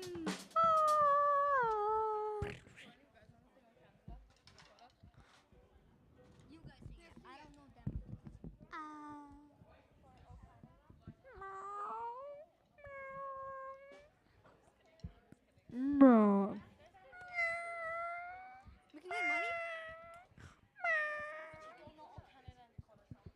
Okay, you guys ready? I don't know do that in Mexico. I ain't no Cree. Oh, Nathaniel and Carmela and Jasmine are gonna be singing "Oh Canada" in Dakota. oh. Take it away, girl. No, I don't want to sing. Oh, can. No. Me. A. B. C. You do it. Amanda and A. Addison are gonna be singing the ABCs. Hello. What? Nathaniel and Addison are gonna be singing. No, I'm not. Take it away, Shisa girl. Peranto is gonna sing. Dakota's gonna be singing. Sing. While painting Dakota Nation. Yeah. Okay. Settle down. Sing now. Let me see.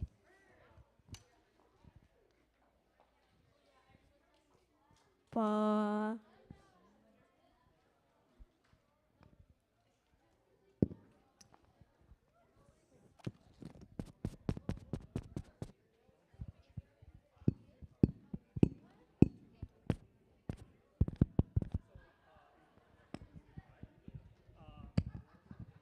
Hello.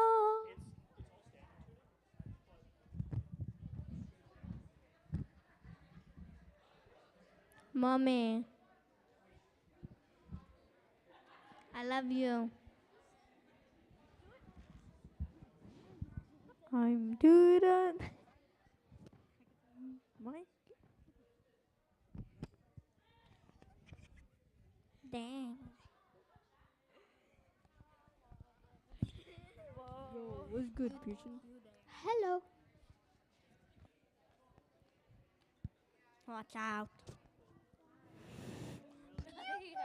Nathaniel. But yeah, the girls want to sing that. Nathaniel is looking at her phone. Is that the one Addison was doing too? You're gonna sing with them too, Addison? Okay. I know how. Oh, are you guys gonna do Oh Canada or Twinkle Twinkle? Oh Canada. Oh Canada. Canada? Can I say something with us? Hi, Xander. Hello, I am Parker. Dancers are, and you may have had an opportunity to interact with the dancers and learn a little bit about who they are. And we just want to say that it's really an honor to be able to be here at this youth conference and to be here at QBOW's event, Reclaiming Our Spirit. It's really important to include dance in that space because this dance company was started by my cookum and my late mushum. And what they did through dance was give back many youth their spirit again through dance, through an opportunity to interact with their culture and their identity. And so the dance company, the Creeland Dancers, it is an Indigenous dance group that has a fusion of Métis jigging, traditional Métis dances, as well as square dancing.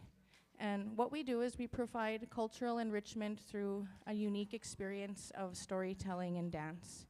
And we offer not only entertainment, but we offer educational workshops and dance instruction, which you were able to experience this afternoon with these dancers here. And you know, the group was founded by residential school survivors. You know, my Kukum Therese and my late Mushum Ken both attended St. Michael's Indian Residential School. And they didn't have opportunities like this to be in gatherings and spaces with other Indigenous children, to be in spaces where you're learning about your culture and your identity. That wasn't something that my Kukum and Mushum had an opportunity to experience. So they founded this dance company, and this year is 40 years of this dance company, 40 years of the legacy of Therese Sisiquasis and late Ken Sisiquasis, where they did this to, thank you.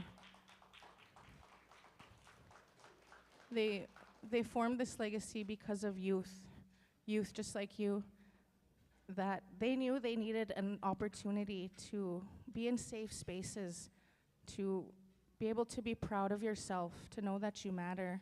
And that's what they did. They trained over 170 dancers. They brought them all over Turtle Island, which is what us Indigenous people refer to North America as. And they brought them into places where Indigenous dance had never been before. And what they had done was create a legacy of dance that brings empowerment, and it gives you a sense of identity. Many of these dancers here, they've been dancing since they were children as well, and they understand the importance of, when you're a young person, having a positive identity. And it doesn't matter what you do, whether you dance or you play music, or you're an artist, or you like to read, you love math, you like making TikToks, whatever it is that you do, that you find a positive identity and you feed it with good intentions and you feed it with love. Because that's what our Kukum and our Mushum taught us, was that we should be proud of ourselves, that we should be proud of dancing, we should be proud of our identity and our heritage, our communities, our families, and share the best parts of ourselves out there. And that's what we came here to do today, the Creeland Dancers, is share the gift of dance. Because we feel that Métis jigging, we feel that it's a healing dance. Because when you get to be in the presence of Métis jigging and you get to either watch Métis jigging or dance yourself, you have a good time. You laugh and you smile and you may cheer and you may clap. But there's a good energy exchange that happens between those dancing and those watching the dancing.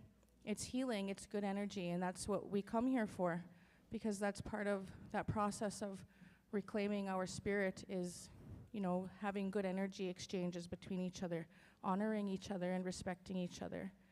And when you had that opportunity this afternoon to participate in dance, you were honoring traditions of our territories.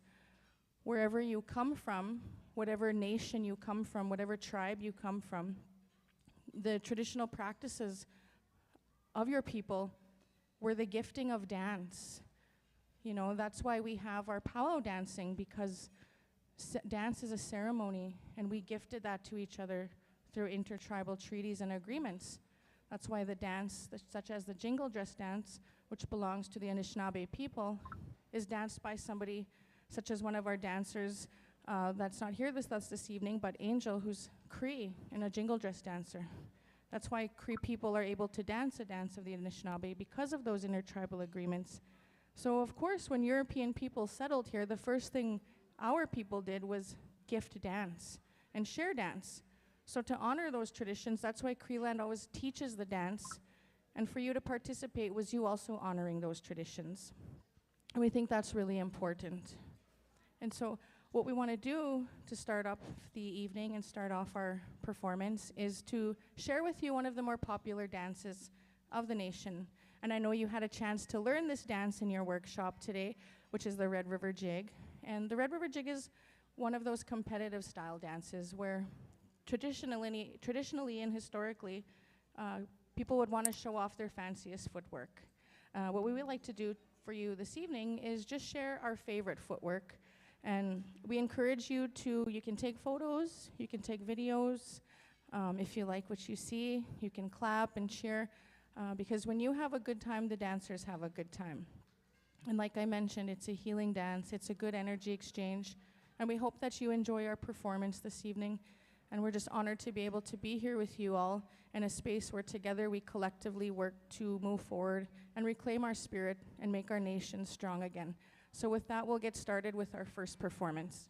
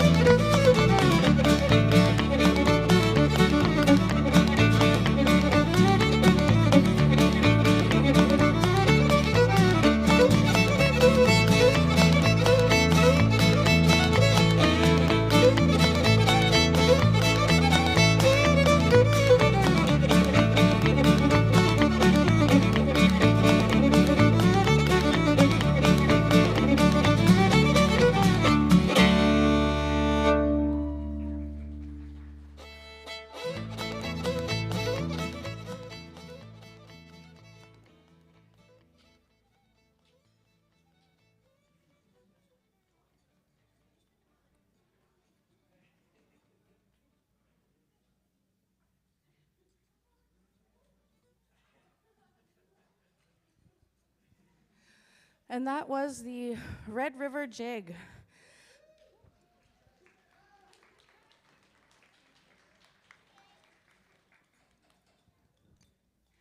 That dance is a very high energy dance, and sometimes we refer to it as Métis aerobics because you get a really good workout out of that dance, and we always enjoy performing it as one of our opening numbers. And I was just reading the signage here behind us for QBOW, who graciously invited us to be a part of your youth conference. And as I was reading it, I thought, you know, that's really interesting because that was, you know, the values and the vision of my late mushum and my kukum. My kukum is still with us today. She's 94 years old. And when she can, she still visits us at rehearsals or performances. And it's always an honor when we have her in our presence. But you know, the happiness, safety, and well-being of our children can only start with healthy family and a supportive community. You know, that was what my kukum and mushum really worked hard to achieve, was to make sure that youth, not only in our community of Beardies, but in various First Nations and Métis communities across the province, that youth felt happy and safe and that their well-being was being protected. And how they did that was through dance. They brought young people to different communities, gave them a safe space, gave them a positive identity, made sure their well-being was taken care of. And, you know, their vision about, you know, the QBOW vision about healthy families by using the positive intents of culture and traditions as the base for development in the communities we serve, that's really powerful. You know, that's what my kukum and mushum knew, that culture and traditions was the basis for a healthy lifestyle amongst youth. And that's who they predominantly served in the 80s and the 90s, was young people. And they brought in young people that didn't even have any experience knowing how to dance. They brought them into that circle. And that's something we continue to do. We continue to reach out. The thing about Creeland is we're, you know, we are a professional dance company, but we're not exclusive to sharing what we have. We share it with everyone, and we make sure that everyone learns how to dance, that everyone feels included, and that they know that there's always a space here. Because we continually recruit dancers into our dance company. You know, we're not just 8 dancers as you see here today. There's many of us, because it's important to carry on those traditions and that legacy. I know we had an opportunity in the workshops to meet some of the dancers, but I just want to introduce them again and have them wave, share who they are and the communities they're from, because that's really important. Because although this dance company comes from the Beardies and Okamasas Cree Nation, these dancers bring forward a dance style that's reflective of their communities, their cultural groups, and their families. And so we have Timothy Linklater, and he's from Pelican Arrows. Alana Job from Pelican Arrows. Shayla Mike from Beardies and Okamasas Cree Nation, who is your facilitator this afternoon. We have Davian Gardapi from the Beardies and Okamasas Cree Nation. Regan Rat-Mismanas from the Pine House Métis community and the Lac La Ronge Indian Band. Desiree Peterson, she's from the Muscadet Cree Nation. Gray Eisbister from Atakakoop Cree Nation. I'm Amy Sisiquasis from the Beardies and Okamasas Cree Nation, and we are the Creeland Dancers. So what we want to do is, because this conference is about youth and reclaiming our spirit, I want to, you know, just quickly give a shout out to 2 of the dancers in our dance company. And I've been doing this to them all summer, so they're probably quite tired of me acknowledging them, but you can never get tired of acknowledging young people getting an education, especially Indigenous people, because that was something that was to be promised to us, is that we were to have education, but instead we were given residential schools.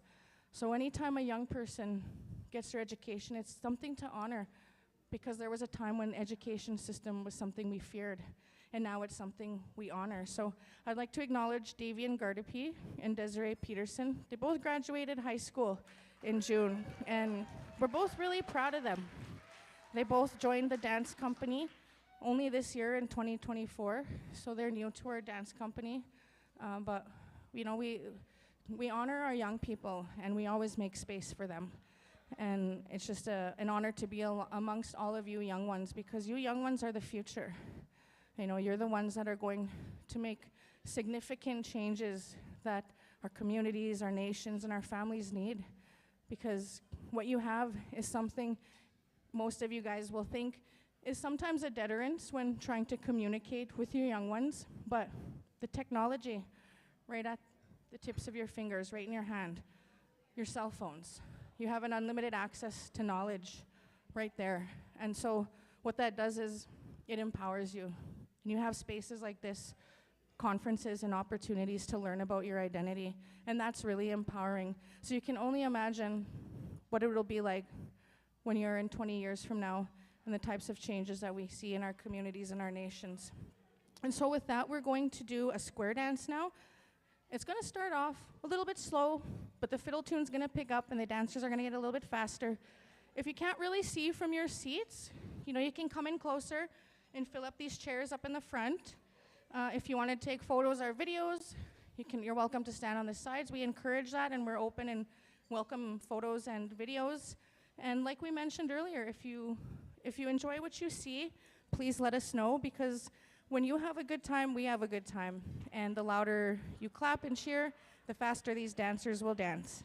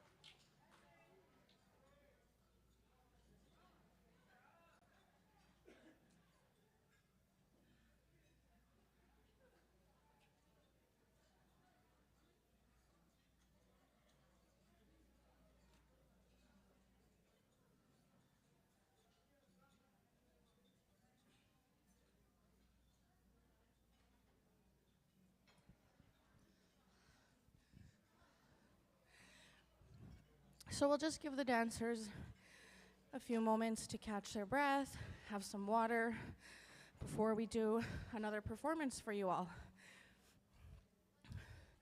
I just wanted to share a story about the Creeland dancers from 1999.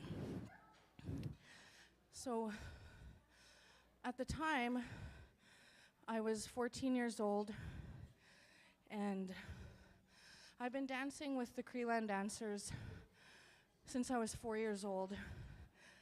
See, when my Kukum and my late Mushum were managing the dance company, they had 3 groups. They had a seniors group that consisted of adult 18 plus.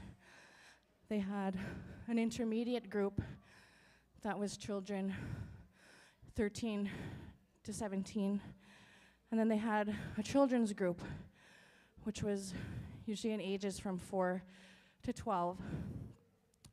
And that group was called the Tiny Tots. And myself and my cousin Shayla joined that group. And we toured all over.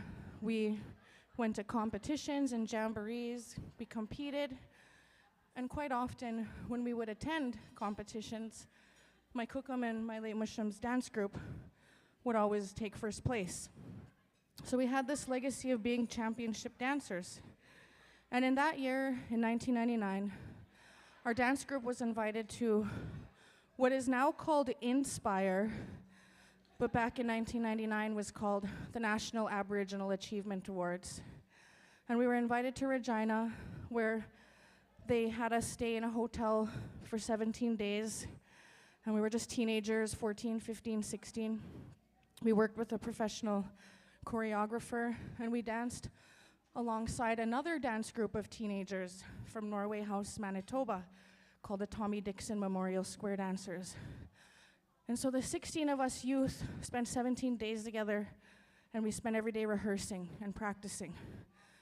And this moment, when I was a youth, I was a young person, just like you, was one of the most significant moments of my life, because I grew up on reserve, and all that I knew was the reserve. And sometimes I'd go to cities to perform, but I never knew what was outside of the reserve. I never knew that us Indigenous people, that we were lawyers, we were doctors, we were politicians, we were activists, we were actors, actresses, musicians. I didn't know that until that moment when all of Canada's top of the best, Indigenous people gather in this space where they recognize leaders.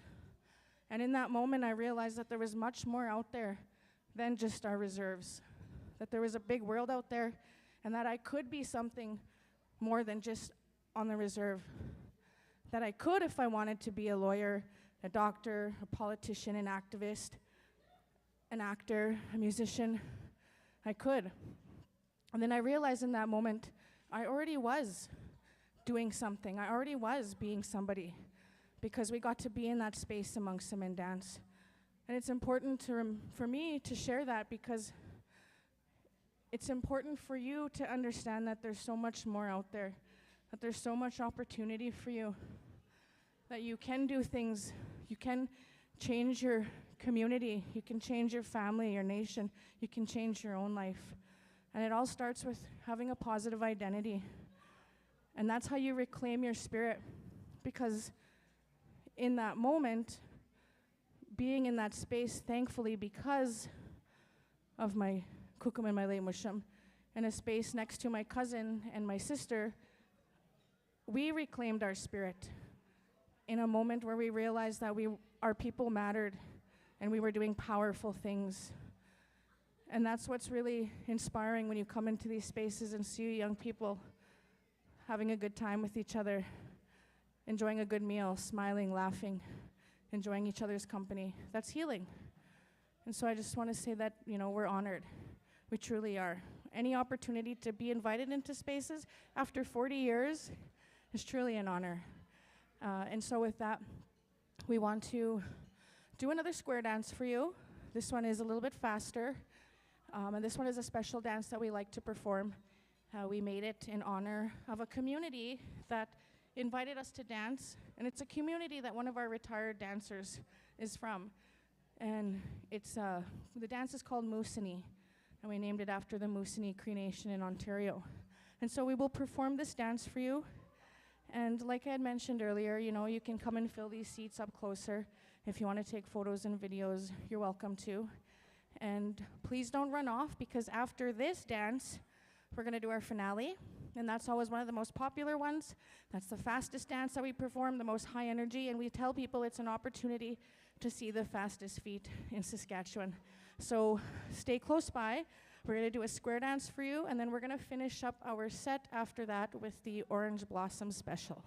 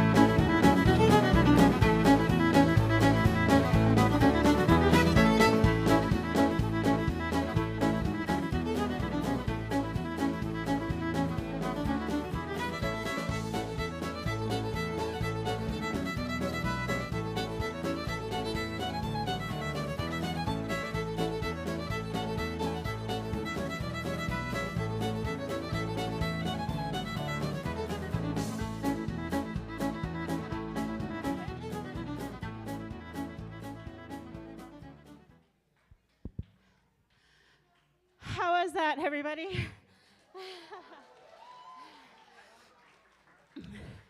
So just before we end the show and say farewell to everybody, same as to us, I just wanted to acknowledge my students that are in the room. I'm an educator with the Beardies and Okamasas Cree Nation, and during our in-teaching sessions, I noticed a handful of my students here today, and I wasn't expecting that. I was not expecting that at all. I've seen so much of my students from the school here, and all I heard was, oh, hey, there's Miss Mike. Hey, Miss Mike. Hi, Miss Mike. I was like, oh, my goodness, my students are here. And I'm not speaking to just my students. I'm speaking to all the youth here, that although I'm an adult, I have my career as a teacher, I still dance, I still travel, and I still share my culture. A lot of you heard what I had to say in session about the history of Métis dance, and I just gave you a brief background of it. But what I wanted to acknowledge with the youth today is that no matter what you do in life, no matter where life takes you, education, career, anything, whatever you're gonna do with your life, you can still have a passion, you can still have a dream other than just work, and you can still chase that. It's such an honor for me today to be able to do what I still do at the age that I am and be able to perform for my students. So thank you for sharing that part with me, and I'll see you guys after summer break.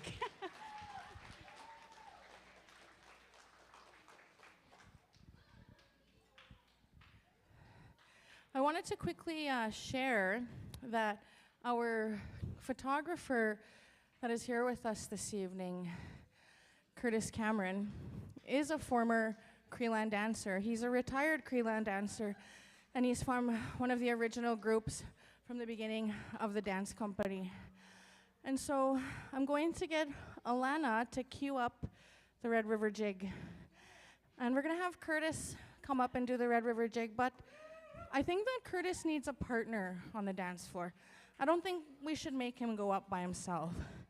And so he recommended a dance partner, he said, that had some fast feet. So we would like to invite Carmen Wadidika to come and join Curtis on the dance floor for one change of the Red River Jig.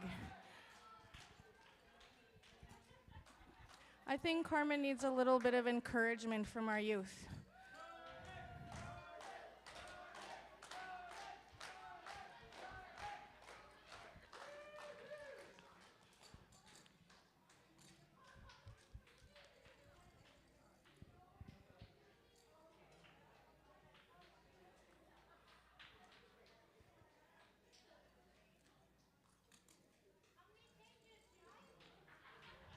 We're gonna go with, we're thinking maybe 20 changes. No. 2 changes. 2 changes of the Red River Jig.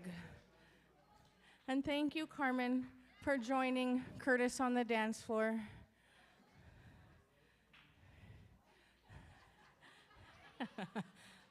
You've got to get in those stretches.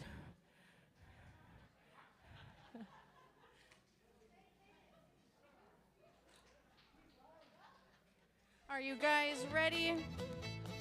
Yep, let's go.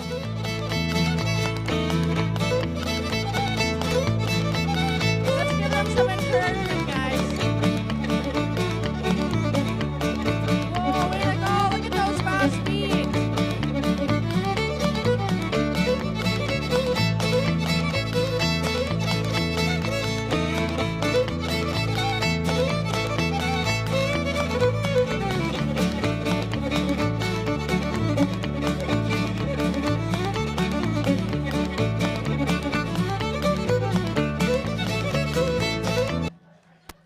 Way to go, guys. That was fantastic.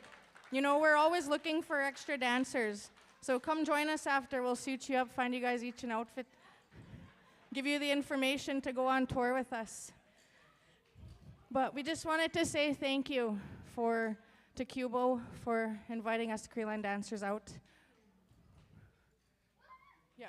So, pardon?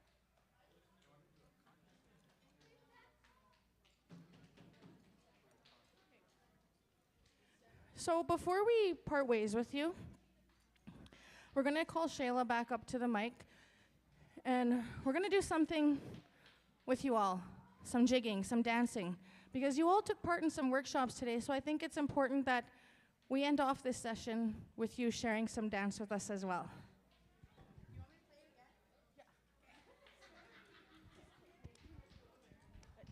I would like to call all the youth that joined in session 1 at 1 o'clock, and then all the youth that joined in session 2. That was at, I believe, at 2:50. If you would come forward, please come join me on the floor. Astum, don't be shy. Come dance. And even if you didn't join in the sessions, feel free. Come up if you want to jig, come jig with us. I encourage all youth here to come up and jig with me.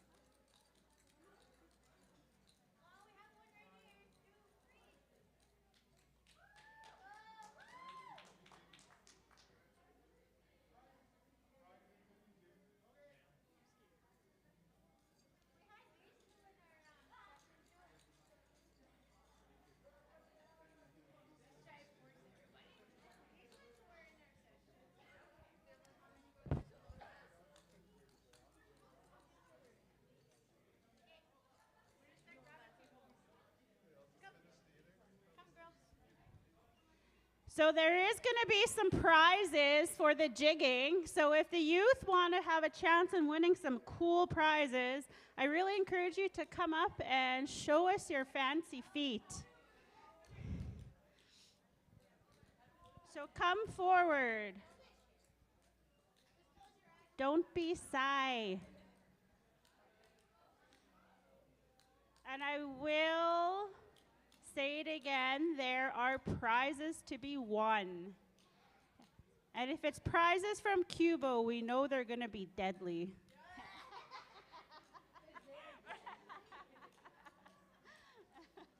QBOW gives out the best prizes.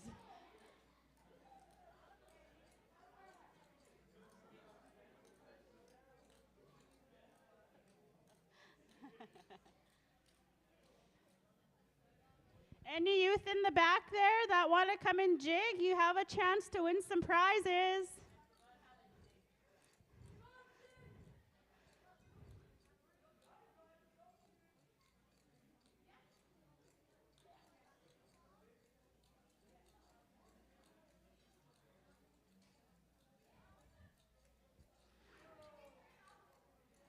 Not yet. So what we're going to do is we're going to jig, and then we're going to pick 8 people to do a jig off. Okay? So you're going to do 3 changes right now. So those of you who jigged with us in the sessions, you definitely know 3 changes because we taught 3 changes. Okay? So just a quick recap. We learned the cookum step. What's the cookum step? That's right. We learned the toe-toe stomp. Yeah, toe-toe stomp, toe-toe stomp. And we learned the crossovers. Yes. So you for sure know 3 steps. You don't have to do those 3, though. If you want to get fancy and make up some cool step on the fly, you do that. This is a competition. We want to see your creativity, okay? So jig your hardest, jig your fastest, and the dancers will pick each a dancer to do a jig off for the prizes, okay? And everybody here is a winner, but I'm sorry, that's just how a competition goes. 3 changes. Have fun out there.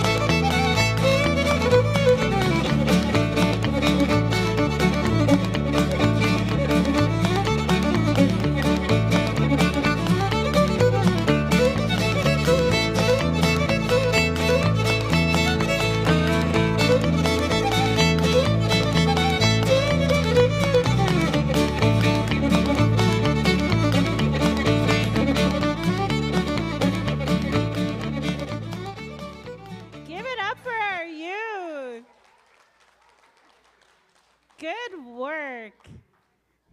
That was some amazing footwork. So what we're going to do is we're going to have the dancers come up and pick each a dancer. I know this is a tough part. Stay where you are. Please stay where you are. And the dancers are going to come pick a dancer.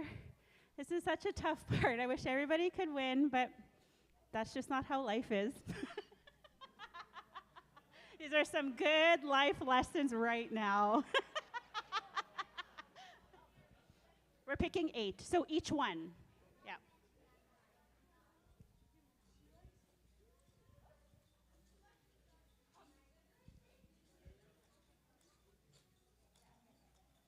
Curtis is going to pick for me.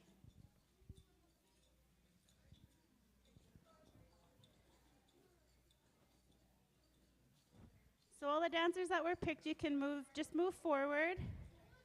The ones that were chosen.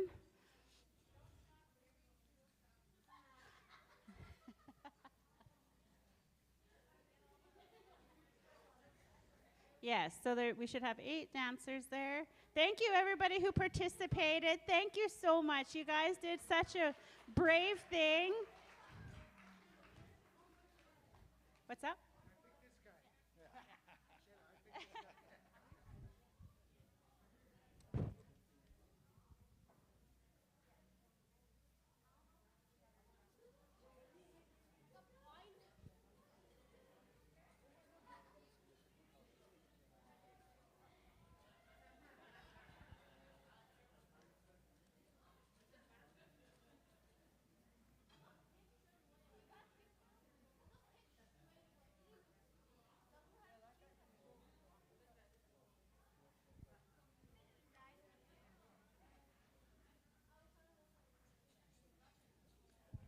Okay.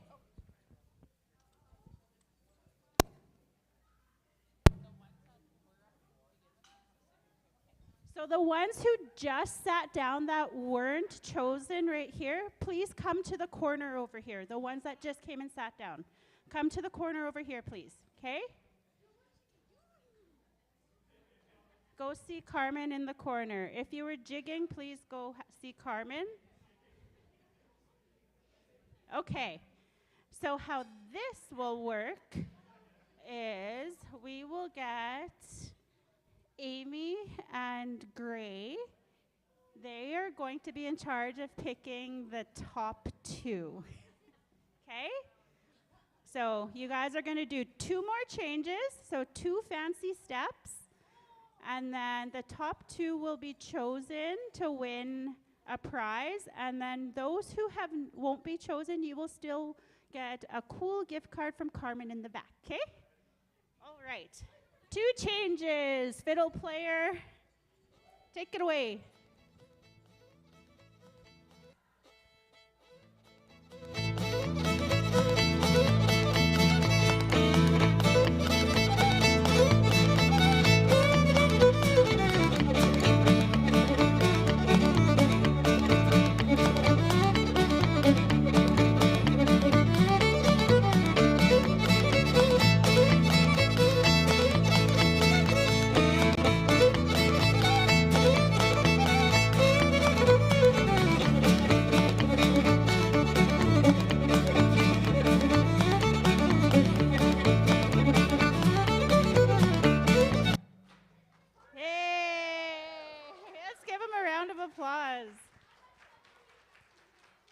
Okay, so Amy's gonna pick a dancer, and then Gray will pick a dancer. Drum roll, please.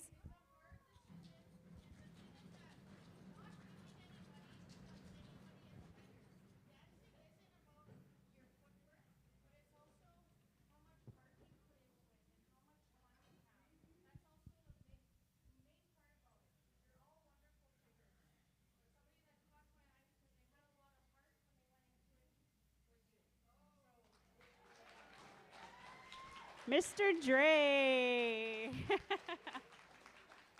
So Dre, if you want to come over here. Congratulations, mister. You can see. Ethan Dunn. Congratulations, Ethan.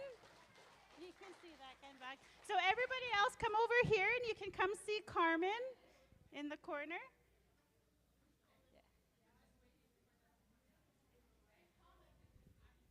Amy, I will give you back the mic.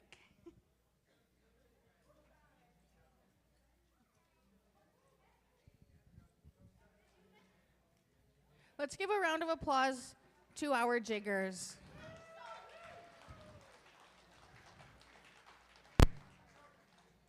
It's a wonderful thing to be able to share dance with you all. Okay, so get everyone up. Okay, so the 8 finalists, the 8 of you that were selected, please come up to the screen here. We want to get a photo of you. Yes, the 8 finalists. No.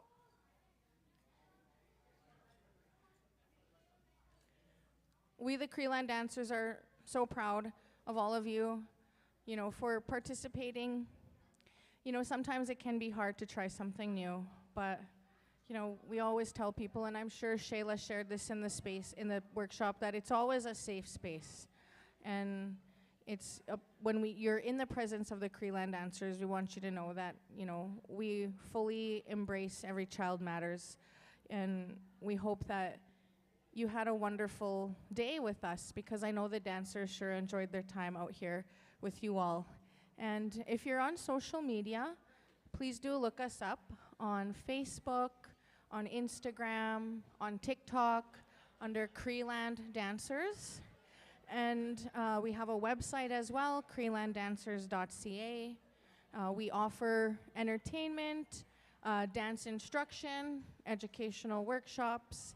And thank you so much to QBOW for allowing us into this space to be a part of this wonderful workshop and this opportunity to be coming together collectively to reclaim our spirit.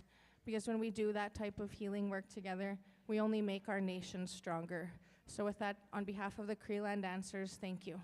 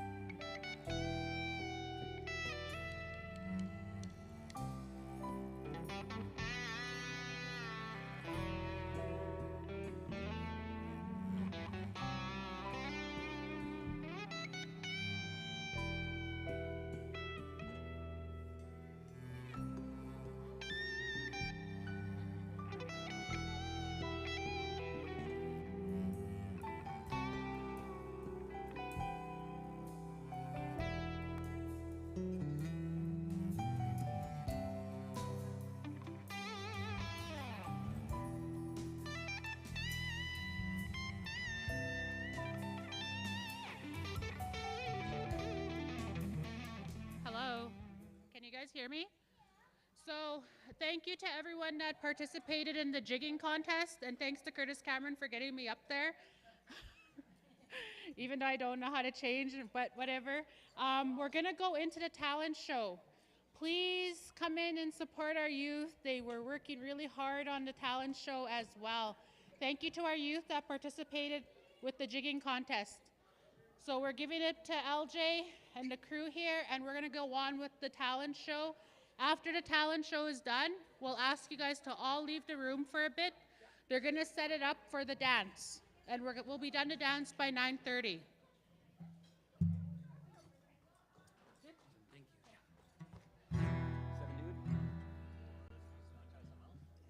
Why?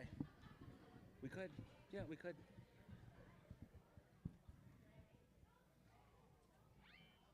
What? Ain't coming back's pretty good, eh? You don't like Ain't coming back? Ain't coming back, 7 dude, or 7 dude. I like Ain't coming back. Why don't you do 7 dude? Huh? Longer. Ain't coming back?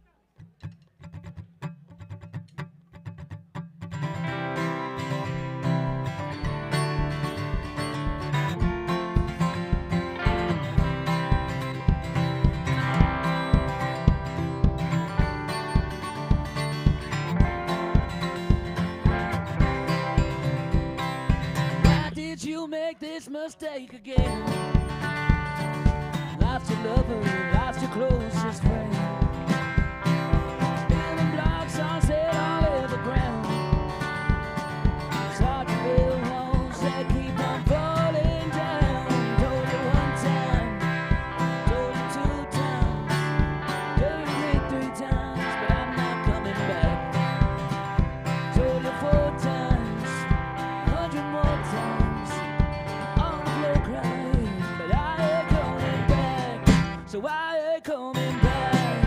I ain't coming back. No, the sweet attraction attack, 'cause I ain't coming back. I ain't coming back. I ain't coming back. No, the sweet attraction attack, 'cause I ain't coming back. Okay.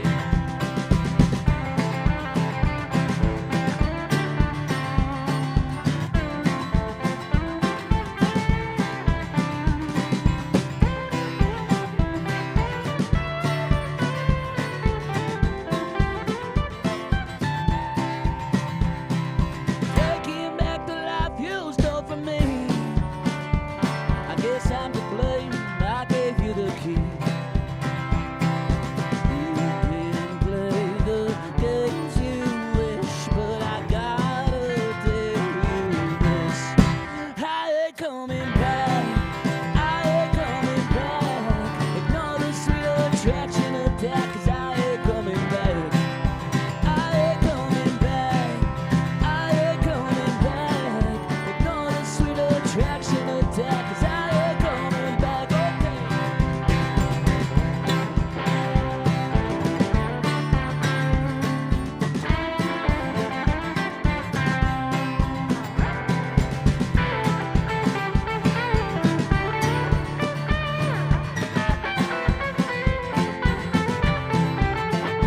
Told you 1 time, told you 2 times, begging play 3 times, but I'm not coming back. Told you 4 times, 100 more times, on the floor crying, but I ain't coming, I ain't coming, I ain't coming back. I ain't coming back. Ignore the sweet attraction attack, 'cause I ain't coming back. I ain't coming back. I ain't coming back.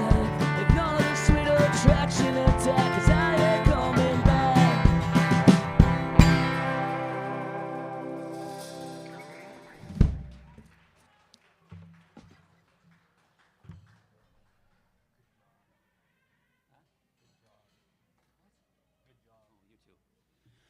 Hello, everybody. How's it going? Oh, yeah, you're right. That was terrible. Let's try again. How's it going, everybody? Good evening. We can do a little bit better, a little bit more noise. I know we're all tired from supper. Let's make some noise and get ready for the youth talent show. Everybody, how's it going?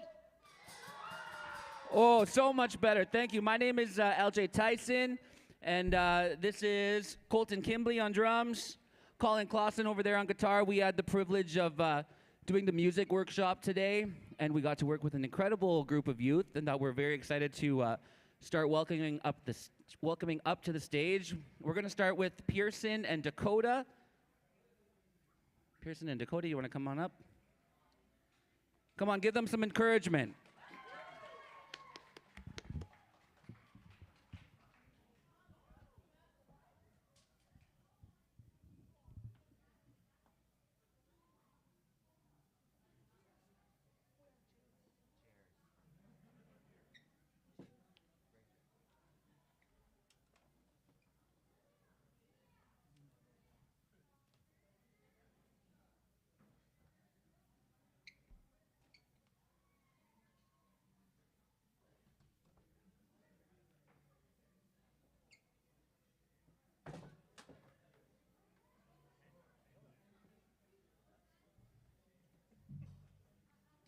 Are you going to use the mic at all?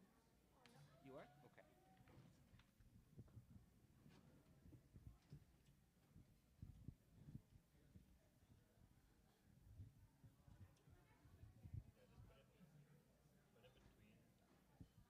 them?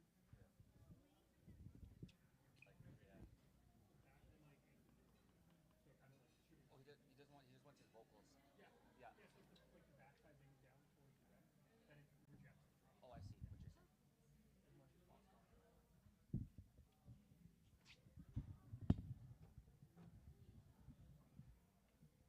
boys, ready?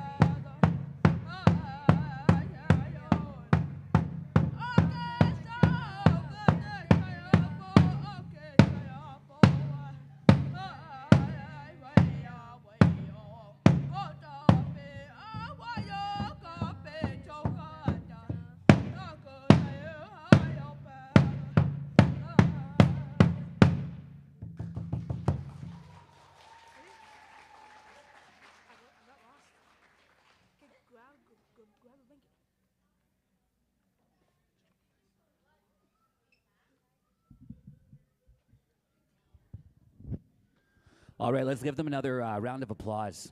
Thank you, boys.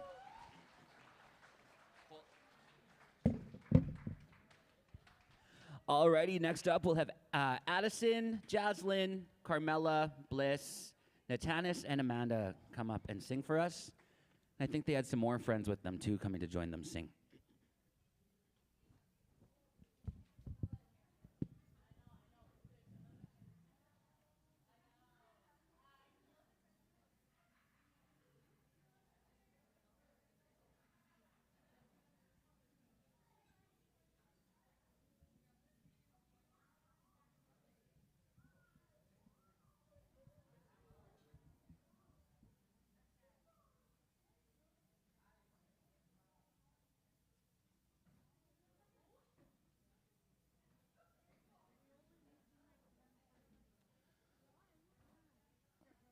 All right.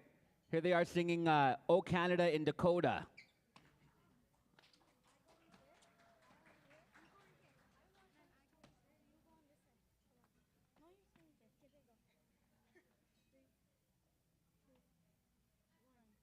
Oh, Canada, Wakochimitawa, Waokie, Ohanayan and Wa'u, Wataminita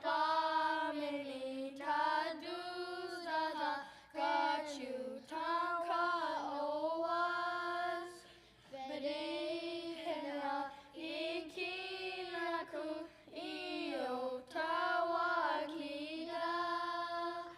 Oh, Canada, Mitawakin, Wakatanka, Owayanka, Yanka. Oh, Canada, Tiwi Henda, Wa'ud.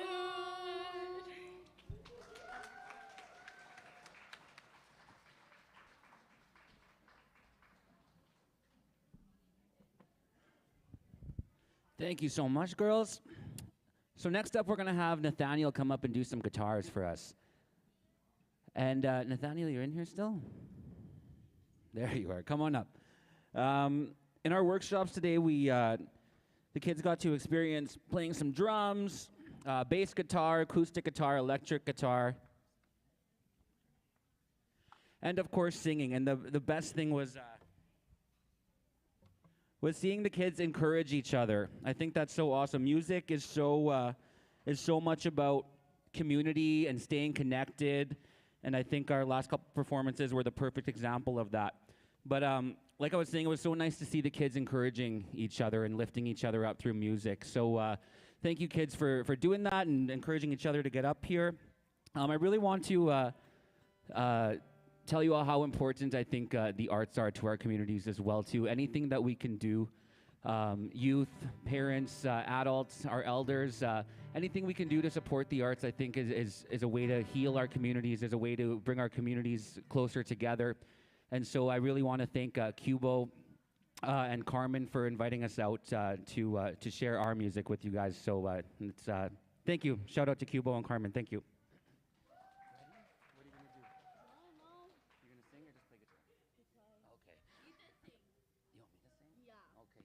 Okay, here's Nathaniel playing some guitar.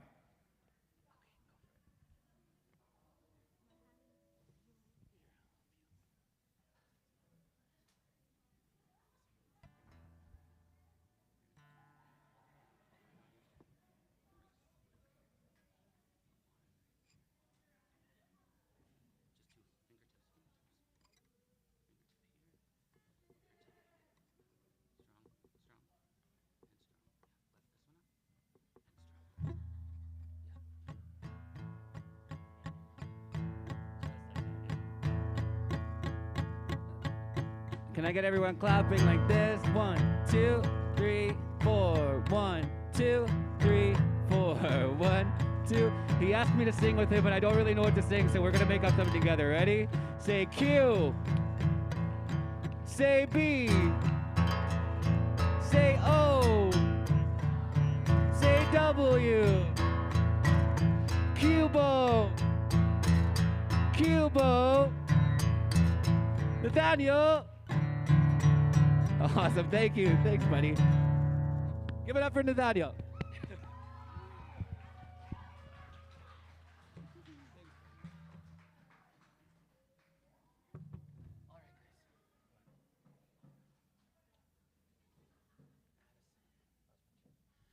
All right, next we'll bring up Addison. Addison's gonna play some drums for us up here. She got to jam with Colton and did really well. So Colin's gonna accompany Addison on the bass guitar.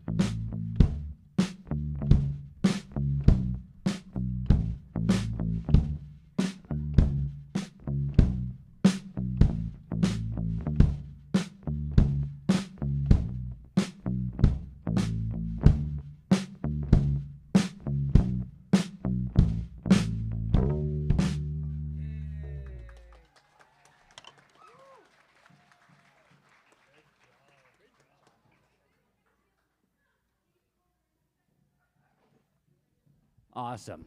Next, we're going to bring up Jordan. Jordan's going to be singing a Chester Knight song for us. Can we guess which Chester Knight song it is? No one knows the song. It's a good Love Me Strong. Jordan, come on up and sing us some Chester Knight.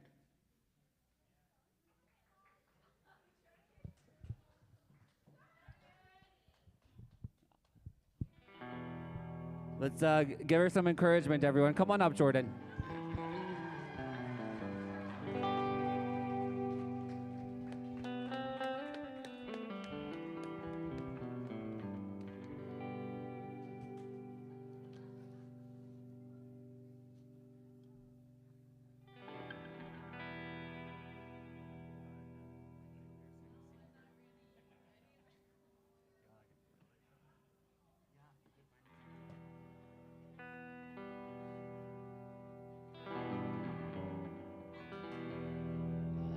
How do I get this up?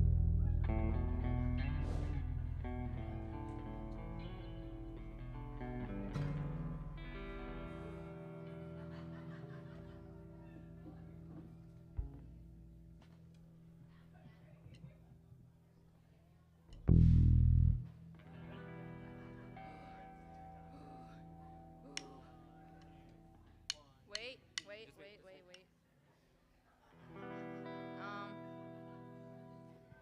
Madison, can you come record for me? My grandma wants to see.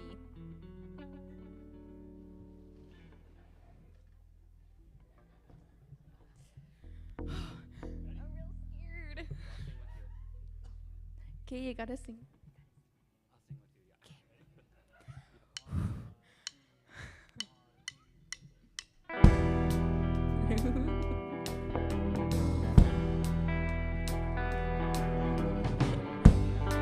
I know there are things we don't say, and I know there are things we don't do. But I know I can't live without you. Some strange reason I need someone to care.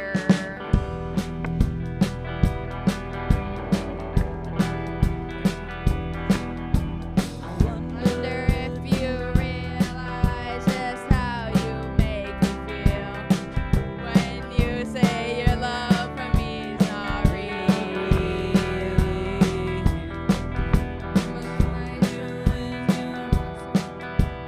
What? Oh, I forgot the lyrics.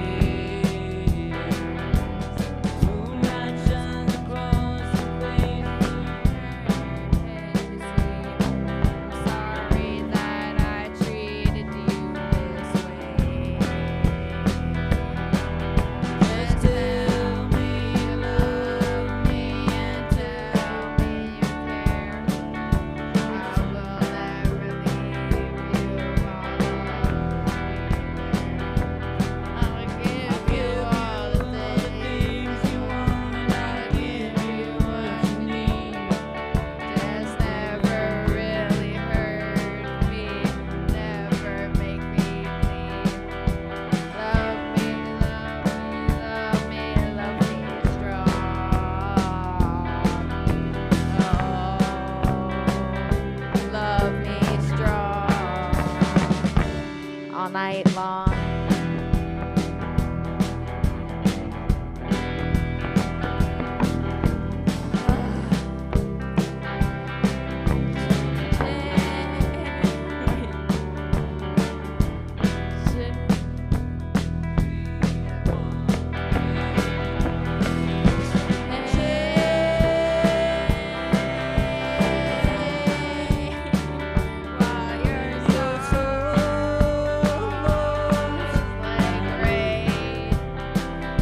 Will you ever smile again? Just tell me you love me. Just tell me you love me until we care. I will never leave you. I'll give you all the things you want. I'll give you what you need.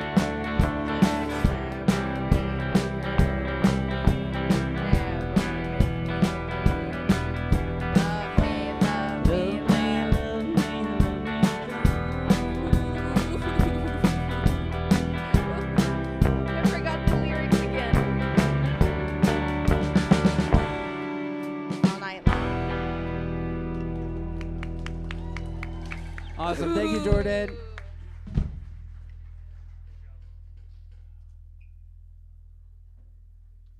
All right, next we have Parker coming up to sing Riptide.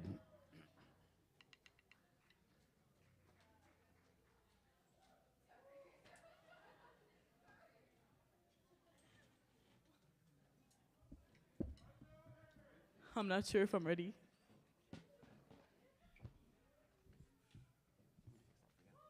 I don't know. Yee. OJ, can you record?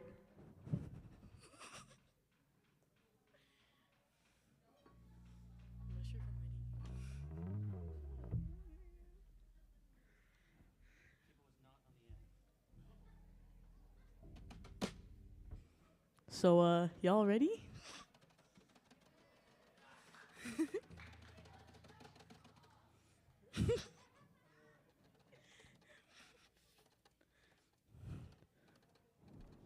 I will announce your name.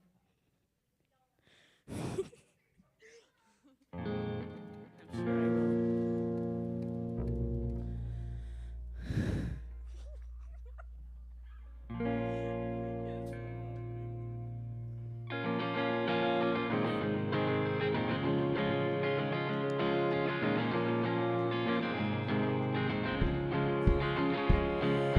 I was scared of dentists in the dark. I was scared of pretty girls and starting conversations. All my friends are turning green. Yet a mother and sister hide in their dream.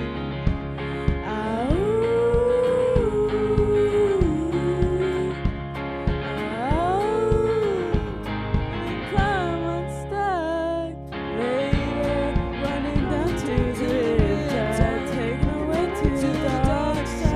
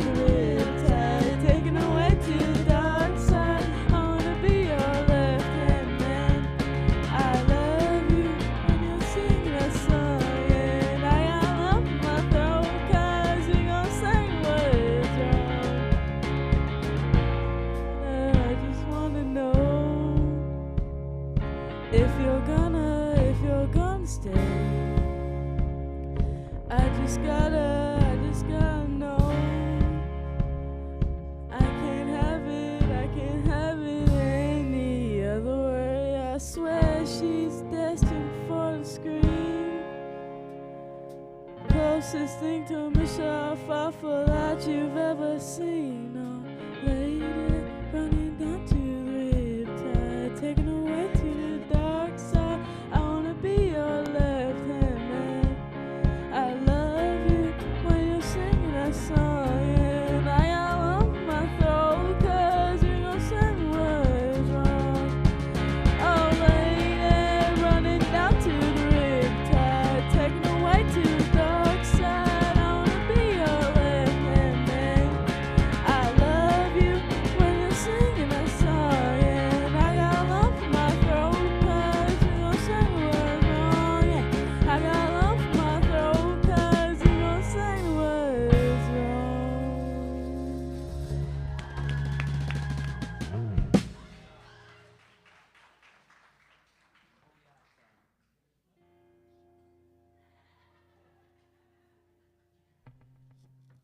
Awesome. One more time for Parker.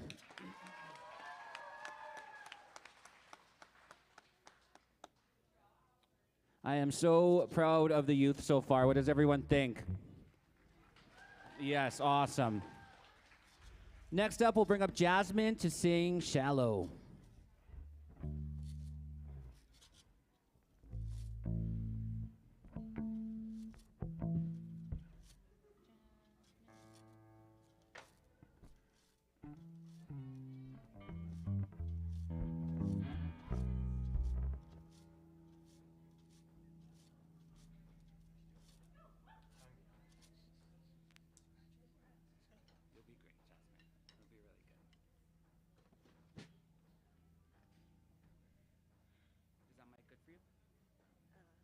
Hi. Okay. You ready?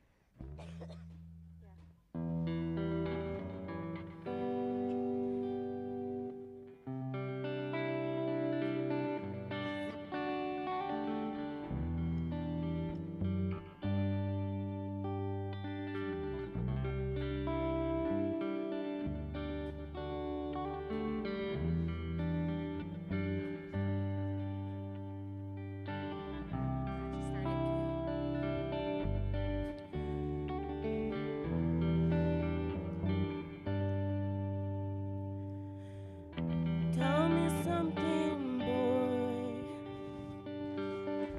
Aren't you tired trying to fill that void? Or do you need more?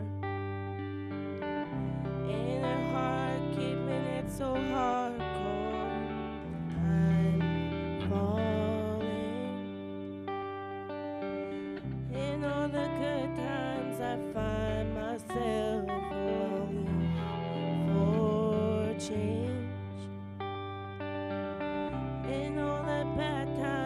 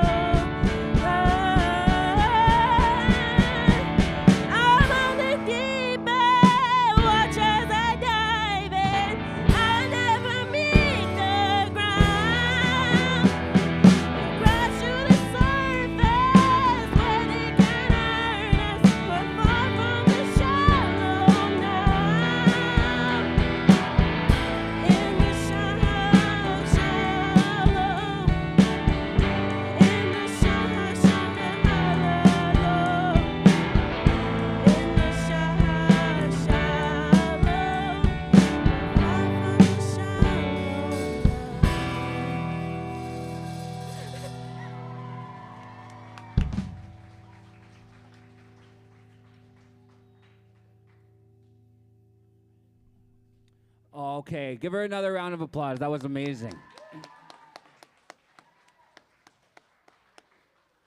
All right, let's get up Brody.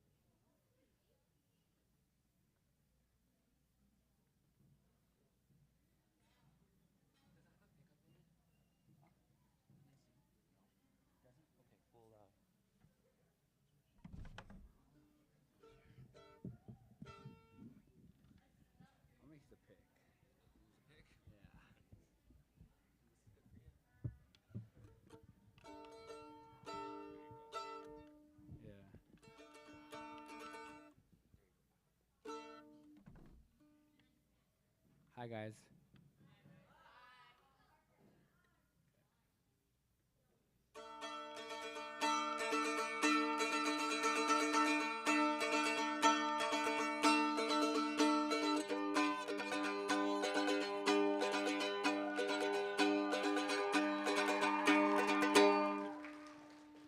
How have things been? Well, now that you mention it,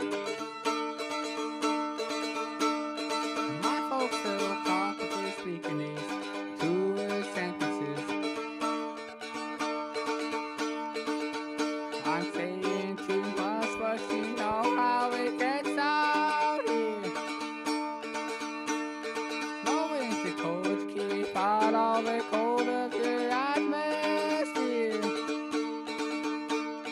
We want send retrograde, we shake the frame of your car. Now I know your name, but not who you are. It's all okay, there ain't a drop of bad blood. It's all my love, you got all my love. And I'm still out here with the pills in the dark. If you need me, dear, I'm the same as I was.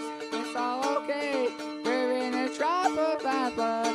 It's all my love, you got all my love. You got all my love.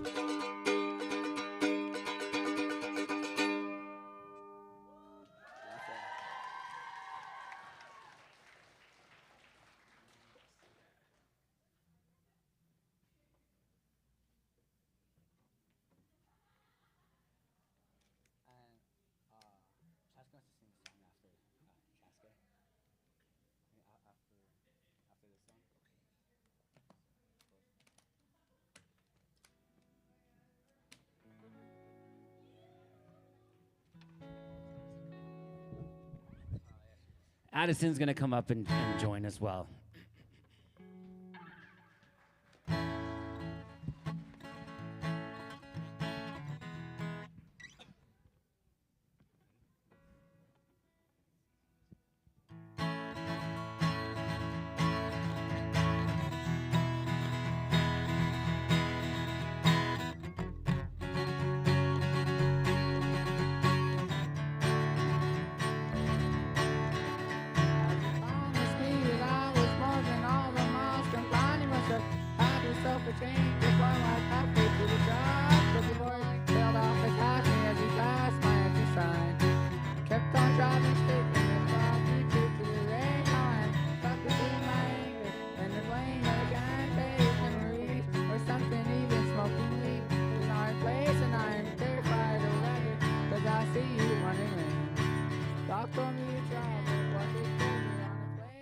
And I love Vermont, but it's the season of the sticks. And I saw your mom, she forgot that I existed. And it's half my fault, but I just like to play the victim. I'll drink alcohol till my friends come home for Christmas. And dream each night of some version of you that I might not have, but I did. not lose. Now you're tie your tracks and one pair of shoes, and I split in half, but I don't have to do. So I thought that if I found something good in all my bags, I could cancel out the dark inside and everything from that. No, I am no longer funny, cause I miss the way you laugh. You once called me forever, now you still can't call me back. And I love her mom, but it's the season of the sticks. And I saw your mom, she forgot that I existed. Half my fault, but I just like to play the victim. I'll drink alcohol till my friends come home for Christmas. And I dream each night of some version of you that I might not have, but I did not lose. Now you're tire tracks and one pair of shoes, and I feel it now, but I don't have to. My other half was you. My other half was you. I hope this thing should pass into, but I doubt it. And I love her mom, but it's the season of the sticks. And I saw your mom, she forgot that I existed. And it's half my fault, but I just like to play the victim. I'll drink alcohol till my friends come home for Christmas. And I dream each night of some version of you that I might not have, but I did not lose. Now you're tire tracks and one pair of shoes, and I'm feeling out, but I don't have to do.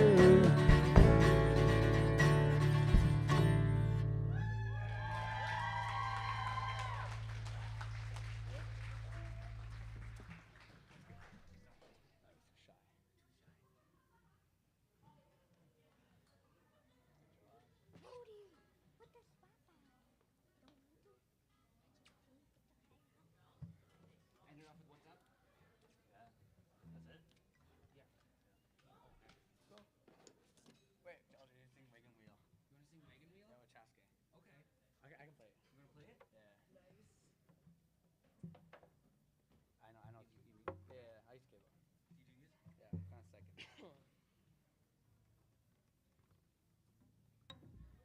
I have to pull up the lyrics. Okay. Introduce what you're doing real quick. Yep. He's singing. Oh, okay, you're singing. If I forget the lyrics, you gotta help me out. Okay. Because you know the song. Somewhat. Alright, this wasn't planned, y'all, but I'm Chaske, and it's my brother Brody. You guys know him.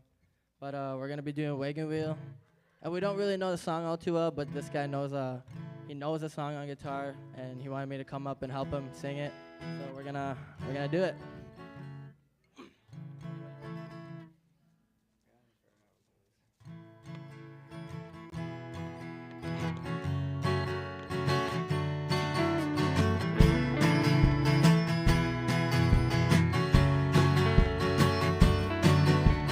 Heading down south to the land of the pines, on my way to North Carolina. Stand up the road and pray to God I see it live.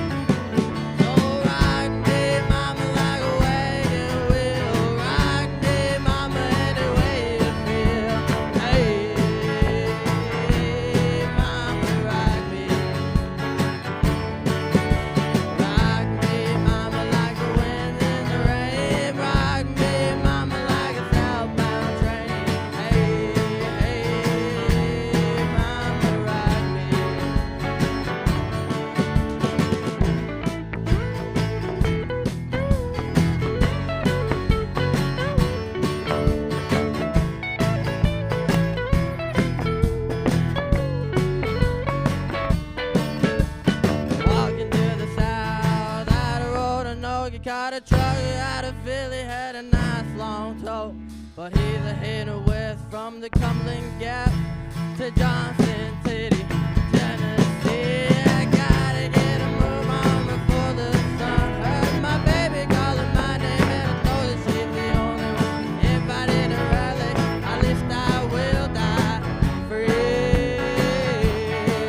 Oh, rock me, mama, like a wagon wheel. Rock me, mama, and it you feel. Hey, mama, rock me. Rock me, mama, like the wind in the rain. Rock me, mama, like a southbound train. Hey, mama, rock me. Rock me, mama, any way you feel. Rock me, mama, any way you feel. Hey, mama, rock me. Rock me, mama, like a wind in the rain. Rock me, mama, like a southbound train. Hey, mama, rock me. Woo!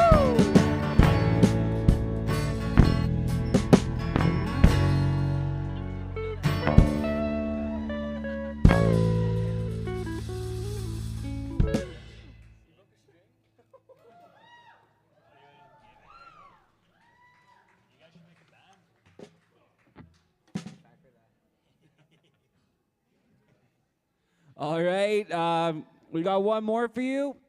Thank you so much. Give it up for all the youth. Once again, thank you so much.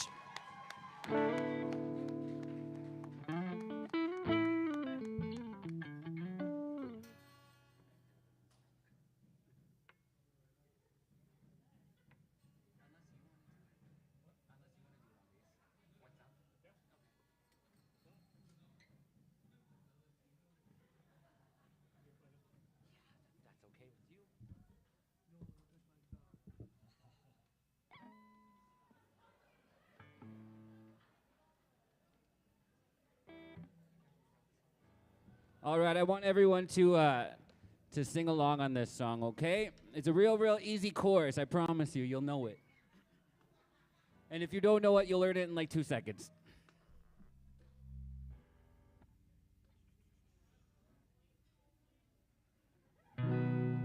Twinkle, twinkle, little star.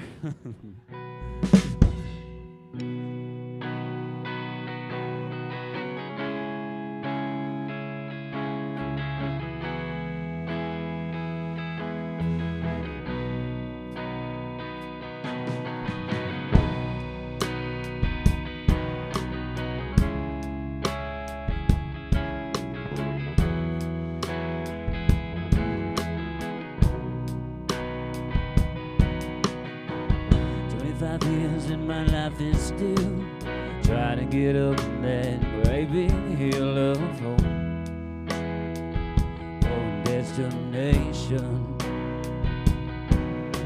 I realized quickly when I knew I should that the world was made up of this brotherhood of men, for whatever that means. And so I cry sometimes when I'm lying in bed, just to get it all out what's in my head. And I am feeling a little peculiar. So I wake in the morning and I step outside and I take a deep breath. I just fly and I scream from the top of my lungs, what's going on? Here we go. And I say, hey, yeah, yeah, yeah, hey, yeah, yeah. I said, hey, what's going on? And I said, hey, yeah, yeah, yeah, hey, yeah, yeah. I said, hey, what's going on? And I cried. Oh my God, do I cry? I cry all the time in this institution. And I pray,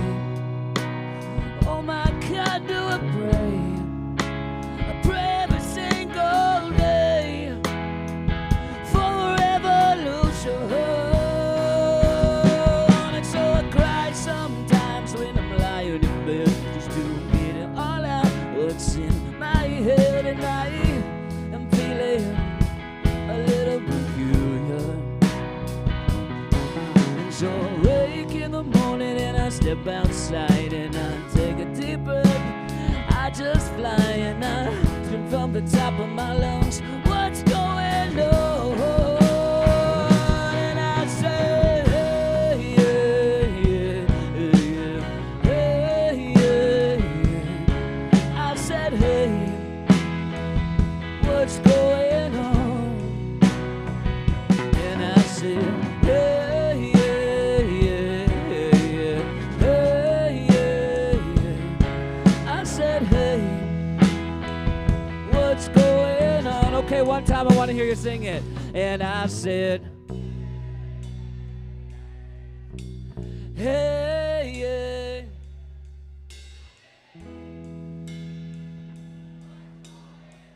One more time, a little louder. I said,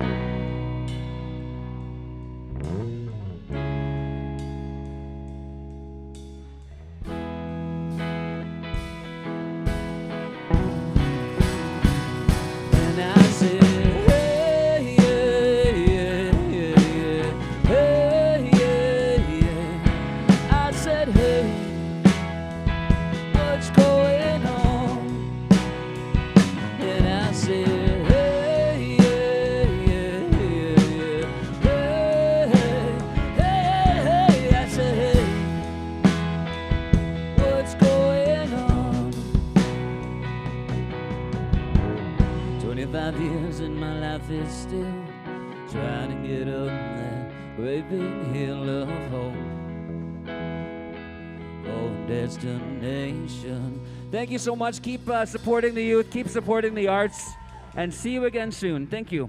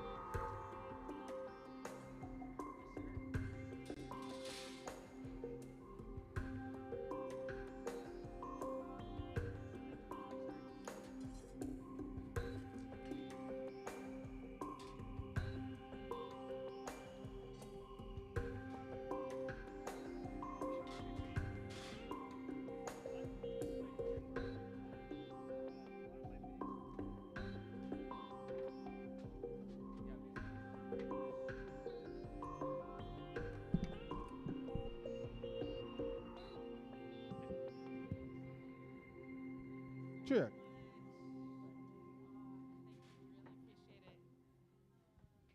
Hello. Hi, everyone. So I just want to say thank you to Creeland Dancers and to LJ Tyson, Colton Kimbley, and Colin Clausen for coming out and supporting us here today. We wanted to do something different for you guys. Last Youth Summit, we had the fashion show and we had the modeling. And then now this time we had the music and the jigging.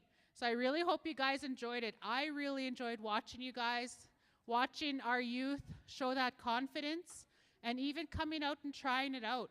I know that took a lot of confidence in order to do that. So like the jigging, we did a contest for the talent show.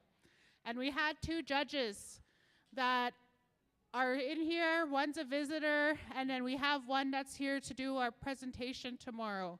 So they were the ones that were the judges today, and Amber has the winners.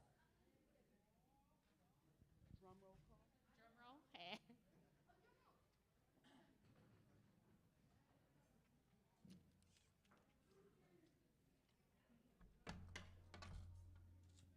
So we're going to be announcing the 2 winners first, and then all of the ones who participated, you will be receiving a gift as well.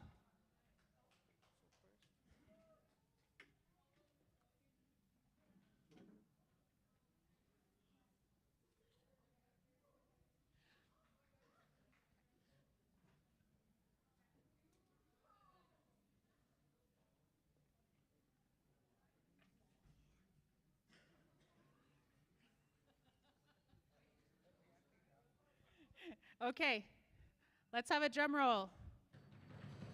Our first place is Jasmine Yayakikut from Beardies.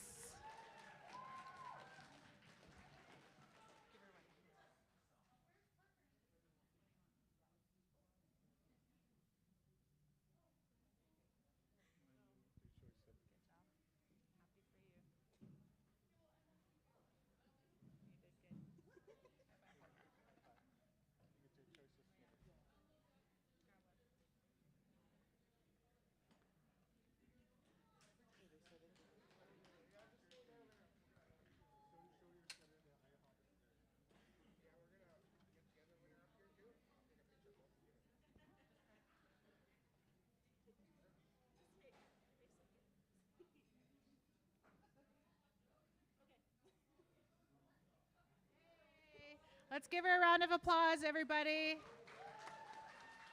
And second place, drum roll, goes to Brody and Chaske for Wagon Wheel. They each get 1 year, bud. We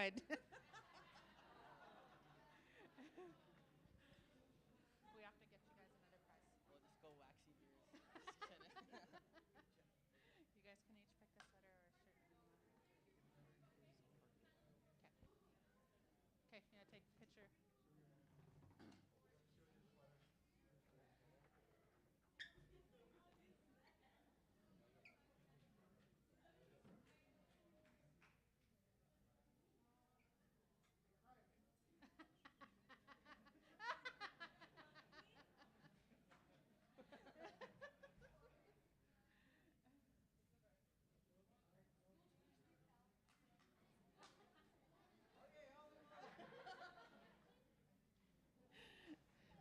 And our runner-up, drum roll, is going to be Parker.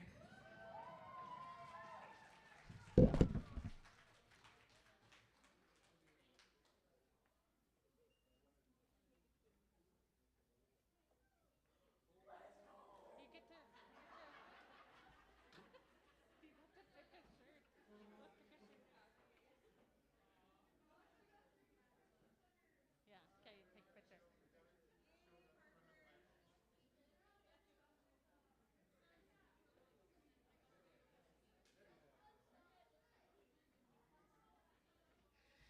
Everyone else that participated, can you come up and see Isidore? We'll be giving you guys a gift card for your participation. And we want a picture of all of the participants for the talent show.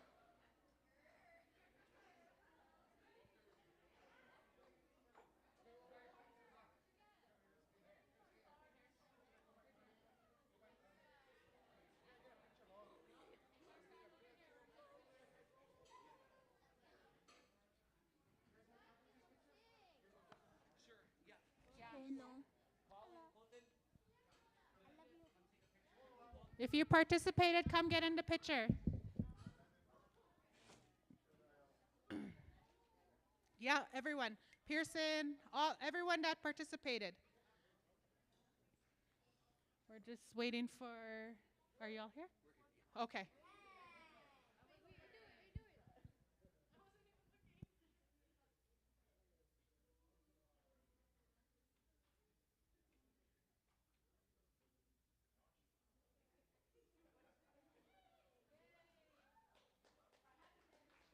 Thank you, everyone. Let's give them a big round of applause.